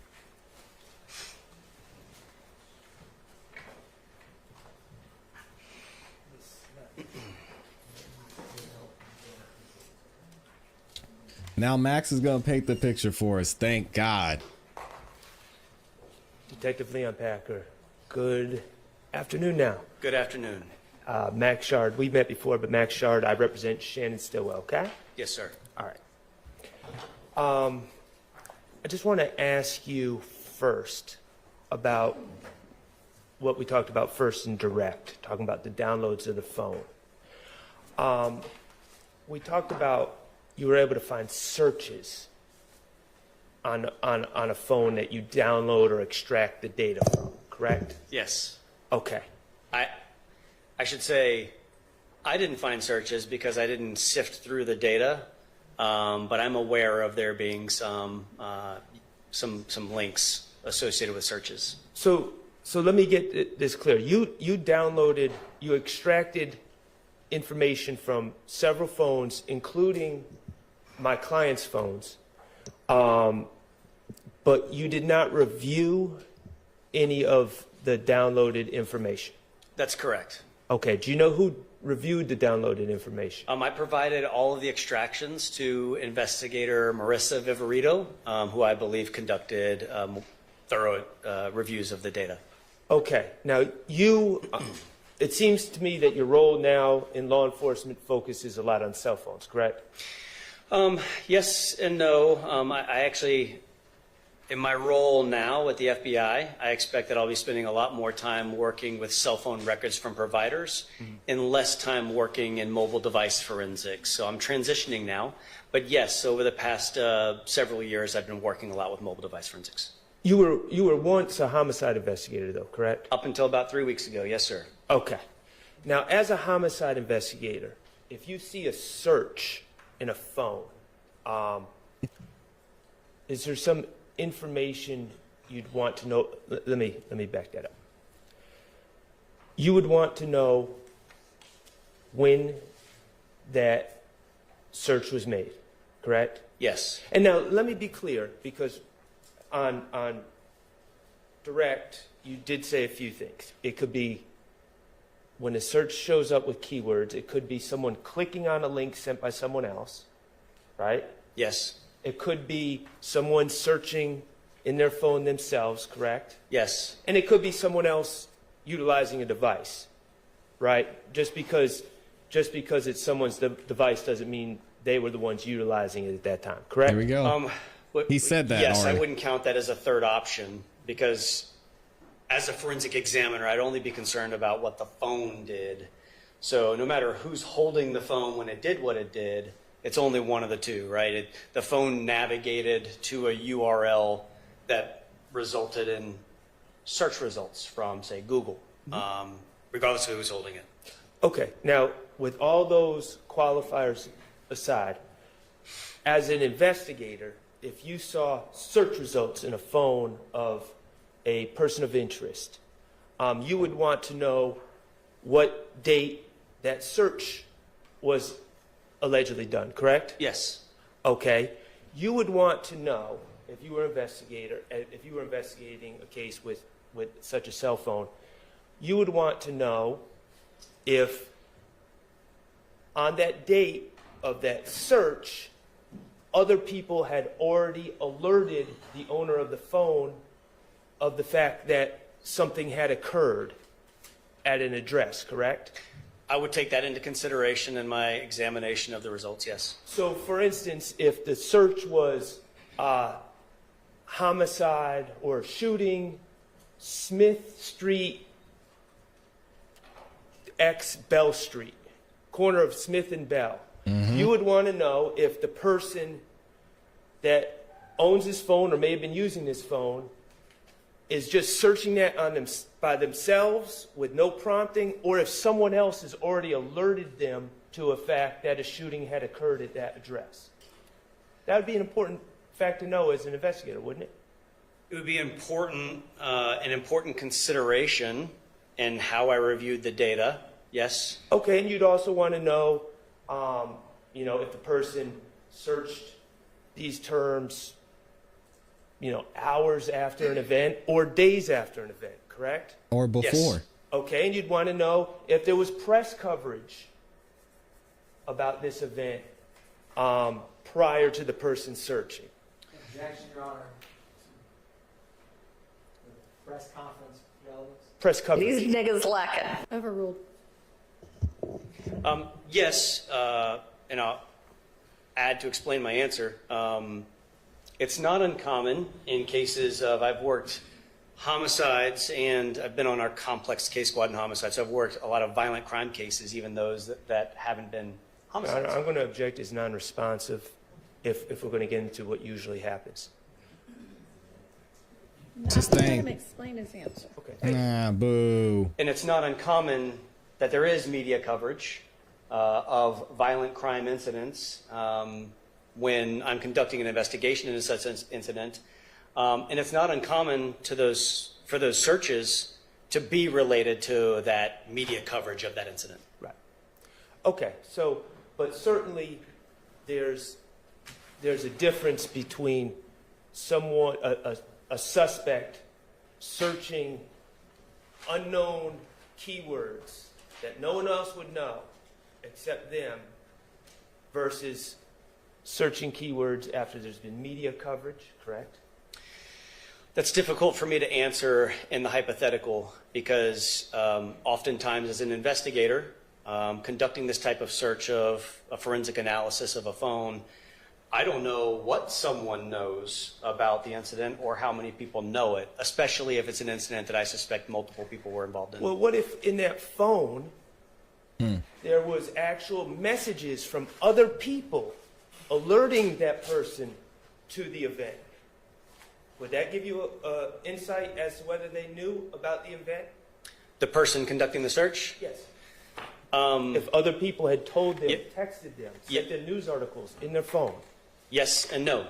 Yes, and that it would give me insight that there's evidence in the phone Yes of and the no. person operating the phone likely receiving information in that text message that, hey, this incident occurred. But no, in that I've worked many homicide cases where I see people that that I did charge with participation in a murder that were receiving notifications from other people, hey, did you hear about this incident?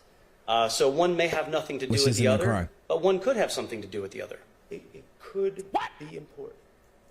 I would take it into consideration, yes. That absolutely be a part of my consideration in examining the phone. As a homicide investigator, you would take it into consideration whether someone told the owner of the phone about specifics of that event before they typed in the keywords. Yes. Okay. And Uh-oh. do you know what ATL Scoop is? Yes. Okay, ATL Scoop gives updates or really quick news about events around Atlanta, correct? Yes, largely the reposting of individual Instagram users' coverage of events around Atlanta. It's a big reposting site typically. Did ATL Scoop, to your understanding and knowledge of this case, Shamal Drink's shooting, did ATL Scoop have updates being sent throughout Atlanta within hours of the shooting? I don't know. It's assuming facts. Okay, well, he said he doesn't know anyway. If you know. I don't know. I honestly know very little about this case other than I worked next to the detective that was the lead detective, Al Hogan. But I know very little about the circumstances of this Do you case. know if my client's girlfriend reached out to him within hours of the shooting that's just to another check if he objection. was okay and alerted to him about the shooting? Objection, Your Honor. Lack of foundation, assuming facts. Well, Sustained. yeah. Do you know if my client's grandmother did the same? Same objection. Sustained. Okay, so you didn't review the phone, so you don't know any of these answers that could add context to any searches. From the phone or my knowledge of just being in the homicide unit next to the lead detective, no, I still don't know the answer. Okay, great. Now, let's turn the page to the search warrant on 2830 Waters Road. Okay, is that okay? The execution of the search warrant. Yes, sir. All right, awesome. Now that happened on. There was, to your understanding, there was a shooting in the morning hours, March 16th going into March 17th of 2022 at that address, correct? Yes. Again, I know very little about the other shooting as well.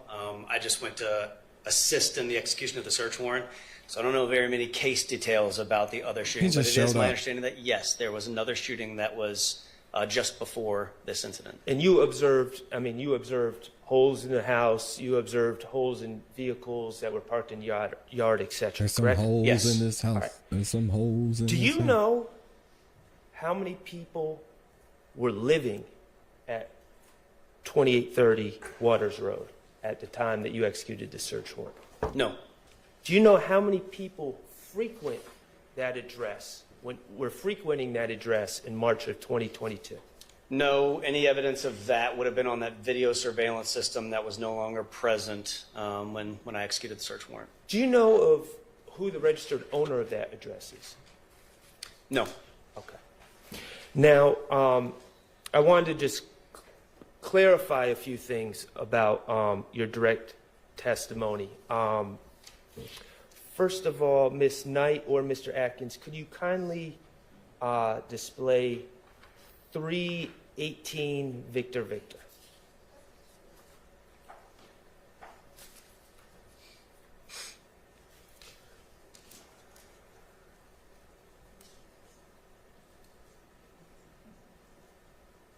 Now, what time did you execute this search warrant? Like when we saw that video that you made at 2830, what time of the day was it? I don't recall, but I'll add that I often do, and I believe I may have in this case. When I start recording a video, I verbally say aloud the date and time that I begin the recording of the video. And I know that the audio is not included in this published version of this video, but I'd have to refer to that to tell you the exact That's fine. Do you have an approximate time? I'm not going to hold. Okay, it's fine. Sorry, I don't. Yeah. Light hours. Daylight, yes. Okay. All right. You are aware that on March 17th, around the same time that you were conducting the search warrant at 2830. You see that, Mr. Road, Vegas? my client was being arrested at Meadowlark Drive in a white Taurus, a white Audi with Maryland plates with tinted windows. You're aware of that? No. Okay. If I was back then, I don't have any recollection of it now because I wasn't involved in that investigation. All right. Well, I want to be very clear about a few things. 318, okay, we see a blue car, correct? You talking about the vehicle that's here? Yes. Come on, man. Don't be difficult yes. for no reason. Okay. Blue car. It is an Audi. Yes. Okay. And you found various things in the car, and we're going to get to that in a second. You are not suggesting that this is the white Audi with tinted windows that was rented to Shannon Stillwell, are you? I have no idea. I don't know anything about that. Okay. All right. This pink hat, 323 Victor Victor, if you would, Ms. Knight. Thank you.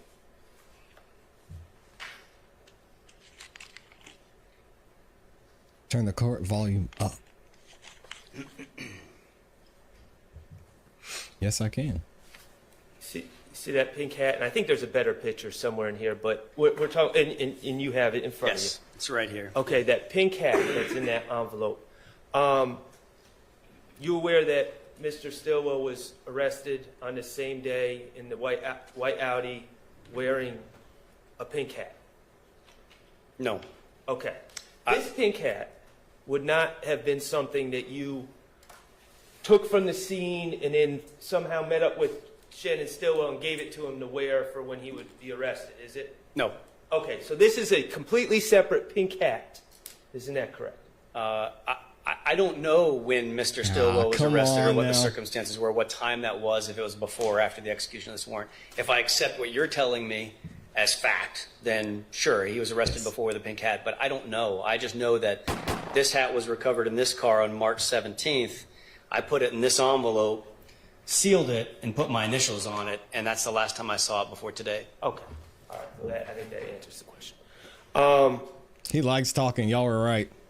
He Now, loves talking. in this car, you also found a gun, a very large gun.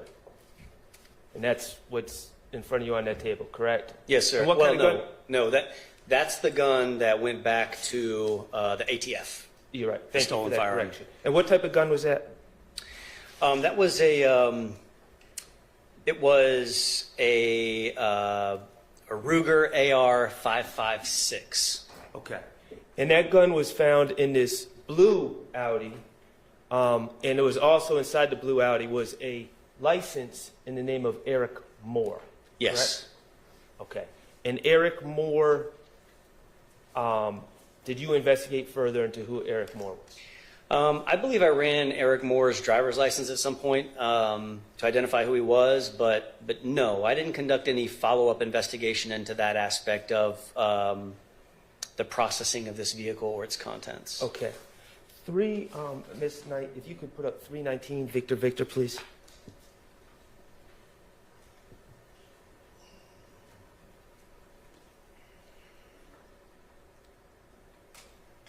Okay. So that's the gun that was found in the blue Audi, correct? Yes. All right. Do you have any evidence that Mr. Stillwell's fingerprints are on that gun? I don't physically have any evidence of that. I believe the gun was taken by the crime scene technicians for additional processing. The results of that I'm unfamiliar with. I'm going to say this in the most respectful way I can, and y'all let me know if you agree. What this guy sounds like is an overqualified eyewitness. Am I right?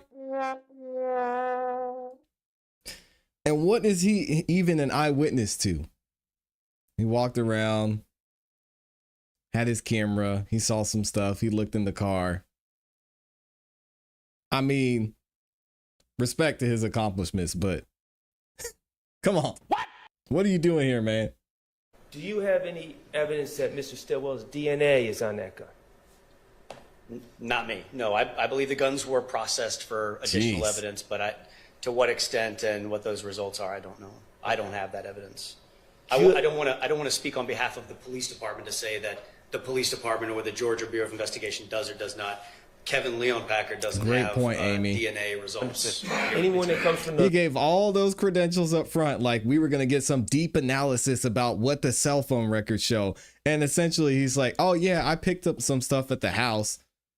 And it looked like there's some bullet holes over there. And we served the warrant. And I found a couple guns. And oh yeah, there was ammo upstairs. But that's about it. So do you know anything about this investigation? No.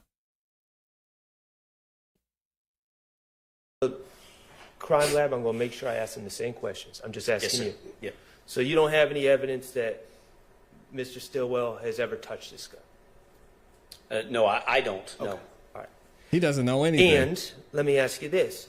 This gun, are you aware that Mr. Drinks, deceased Mr. Drinks, from the 3/14/2022 shooting was shot with .40 caliber ammunition?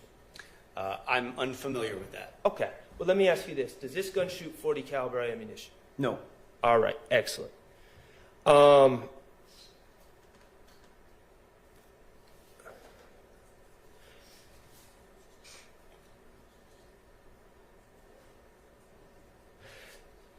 Miss Knight, if you could help me out and pull up 328 VV.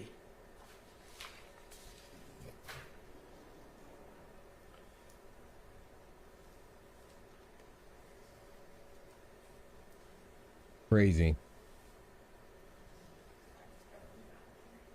Yep, Tara said the same thing. Further down. It's the second gun. Finally, have a free second. The state really hyped up this witness. He was supposed to tell us a whole lot more than he has. Like, why do you tell us, oh, I've worked for the FBI and Thank you. this is my whole career and look at my resume. Right. This But is I the was just second there. gun that you collected. Crazy. At 2830 Waters Road, correct? Yes. And that was in the mud. This gun was in the mud by a Jeep Liberty. Yes. Okay. Did Making again, this I'm going guy to look ask you silly. any DNA or fingerprints that you're aware of that link to Shannon Stillwell? Not that I'm aware of. Okay. And how about that Jeep Liberty? Are you aware of any links that would link or connect Mr. Stillwell to that Jeep Liberty? Not that I'm aware of. Okay. So, and let me ask you about what type of gun is this? It's a 7.62, I believe. It's a Romarm Cougar 7.62. The model is M10-762P. It's an AK-47 type firearm with a drum magazine. And it shoots 7.62 bullet or caliber bullets. Yes. Okay. It does not shoot 40 caliber bullets, does it? Correct. All right. Excellent. And Miss Knight, if you could 330 Victor.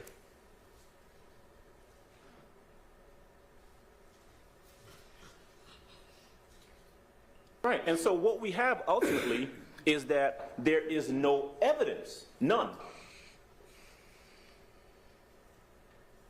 Crazy. Now, this gun was actually found in the house at 2830 Waters Road? Yes. Okay. And any DNA or fingerprints that you're aware of that This link is the this gun to G3C. I Shannon knew it. Stillwell? It's nice. I have no knowledge of that. I'm getting one. And what type of gun is this? This is a Taurus G3 9mm pistol. 9mm. Yes. Does this gun shoot 40 caliber bullets? No. That's exactly what I pointed out earlier. We were talking about it in the chat, Mark. We had that conversation as well. Were you involved in the search warrant of 855 Allison Way, No. the residence of Jeffrey Williams? No. Okay, fair enough. All right, couple more questions.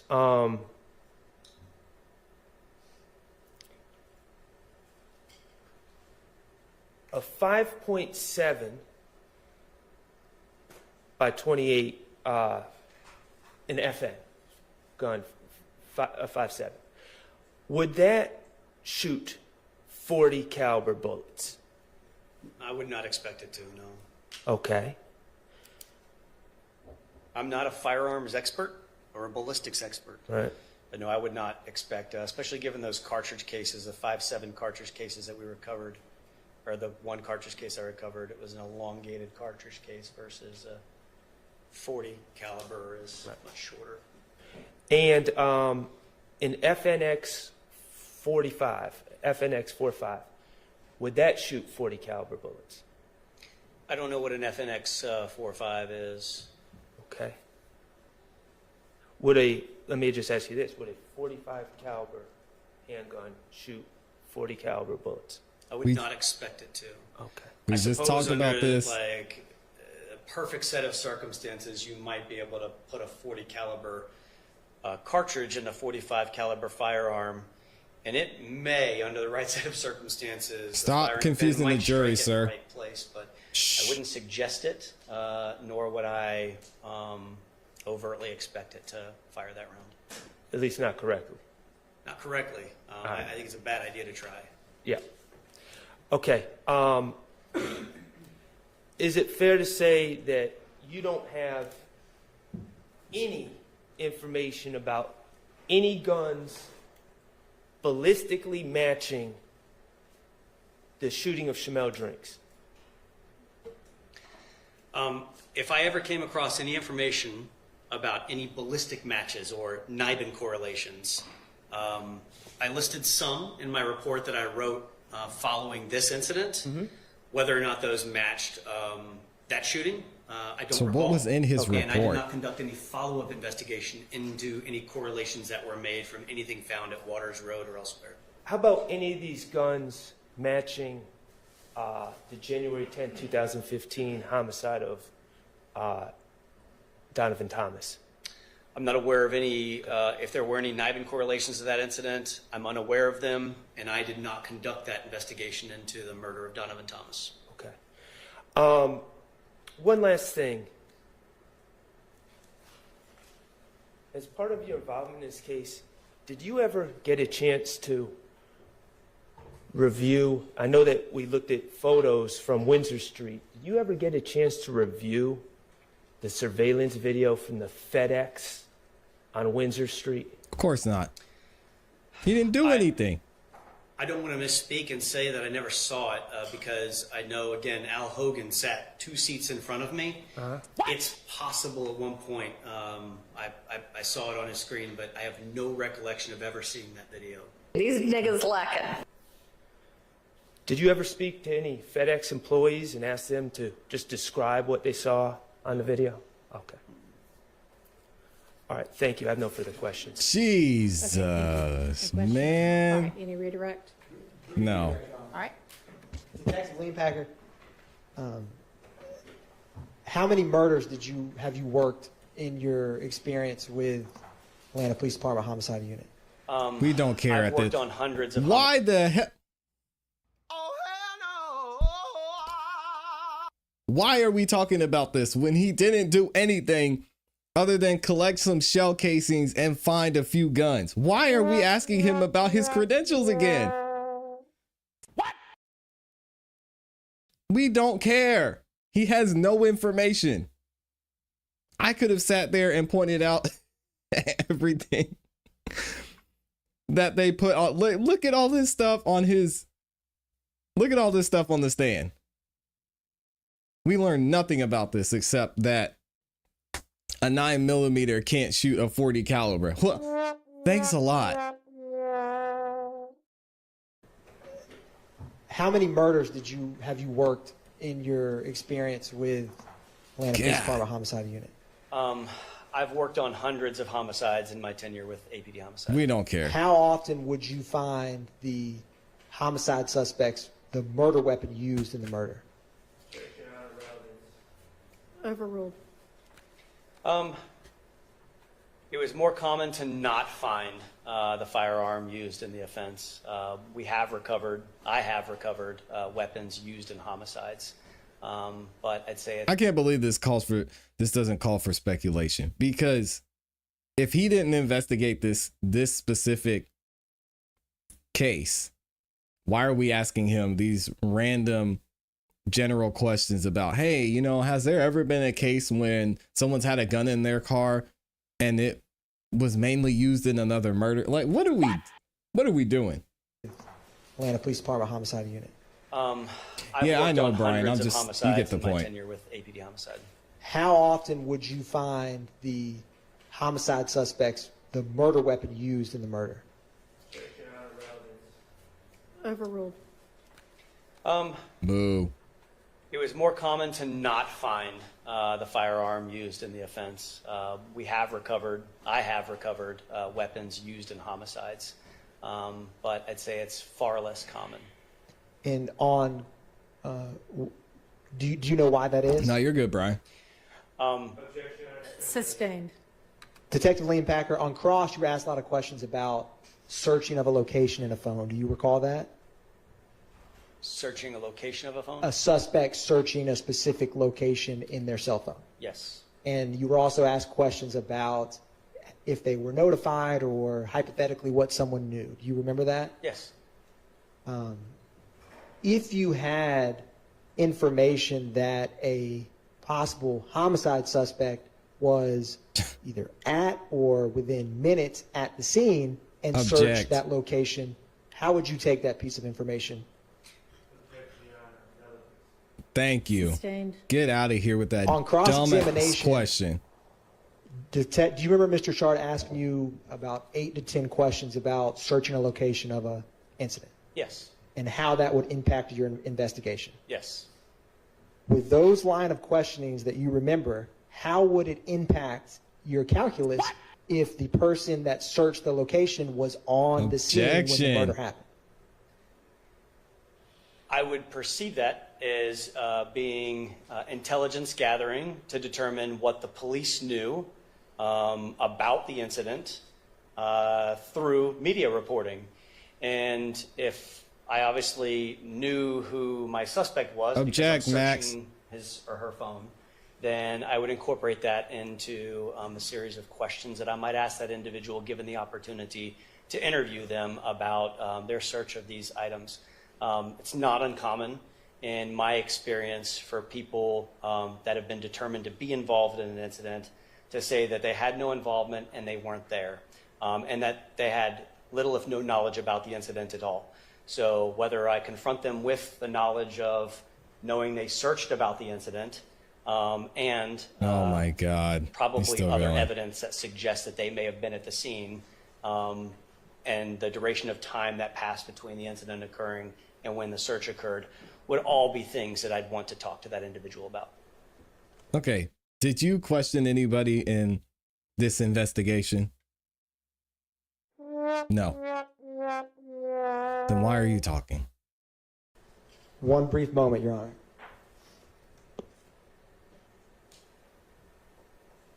What do y'all think the jury's thinking Detective right now? Whitaker, no further redirect by the state, Your Honor. Get him, Max. I'm glad you answered that last question. Here we go. If you had a suspect that said they had no involvement and were not there, you Here we think go. that's important? Yes. What about a suspect that says, I have no involvement, but yes, I was there. I was there. What if you have him on tape at a BP, crystal clear, wearing distinctive clothes, and he's not denying he's there? Would you make sure that you watch the surveillance video of the killing pretty darn carefully? Yes, among other things, given that assertion made by that person, there's additional things that I would do as well. Thank you. You wouldn't just ask someone that works for a business with no law enforcement training, hey, tell me what seems to be going on your videotape that you have, would you? This has been a roast of Detective Hogan.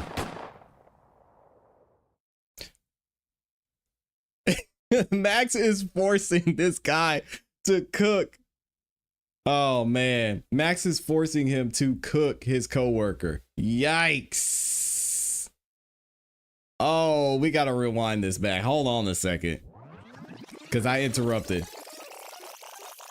Detective Santa Claus is about to get cooked. That said they had no involvement and were not there. You'd think that's important? Yes. What about a suspect that says, I have no involvement, but yes, I was there. I was there. What if you have him on tape at a BP, crystal clear, wearing distinctive clothes, and he's not denying he's there? Would you make sure that you watch the surveillance video of the killing pretty darn carefully? Max knows Yes, what we among know. other things, given that assertion made by that person, there's additional things that I would do as well. You wouldn't just ask someone that works for a business with no law enforcement training, hey, tell me what seems to be going on your videotape that you have, would you? You would want to watch it for yourself, wouldn't you? Yes. You'd want to watch it several times for yourself, wouldn't you? Probably yes. You'd want to look for details that are important in that videotape, wouldn't you? Yes. All right, thank you. All right. Adkins, Let's open take the our door. lunch break. Thank you, Detective. You are excused. Thanks for your time. Let's take until 1:30. Beautiful, Max. Beautiful. Atkins opened the door. He should have stopped letting them talk. And he just shot his buddy in the foot. Dang. Amazing, Max. Very, very, very well done. Yo, you know Detective Hogan's gonna be on the phone like, hey, man. Why'd you say that? I did my job. All right. He's got to go see him after this too. Lord have mercy. Shout out to Max, bringing it home. I love it. Okay, y'all should have copy. I received your proposed instruction, and I took a look at it and made some potential edits, and it's about to get sent to you. And we don't have to sort it out right now, but if y'all will take a look at that, see what you think, and then maybe we can come back at maybe 125 and put whatever on the record about that then. Okay? All right, anything else before we take our lunch break? He will. Just wait for a GA, see buddy. y'all at 125. Thanks. There it is. Great. Man, I'm so glad Judge Whitaker has been cutting the defense off before we get to the break. I'm so glad Max got to get that line of questioning in, because this guy shows up here, has really nothing to give us when it comes to who actually committed the crimes or who was involved. He just said, I collected all this stuff, which is a major part of it, and I let someone else handle the investigation. Then Atkins opens the door. He's like, hey, what would you do in this situation? And Max says, oh, you want to talk about what we should and shouldn't do? How about before you get a warrant out for somebody's arrest, wouldn't you want to see if they were actually there?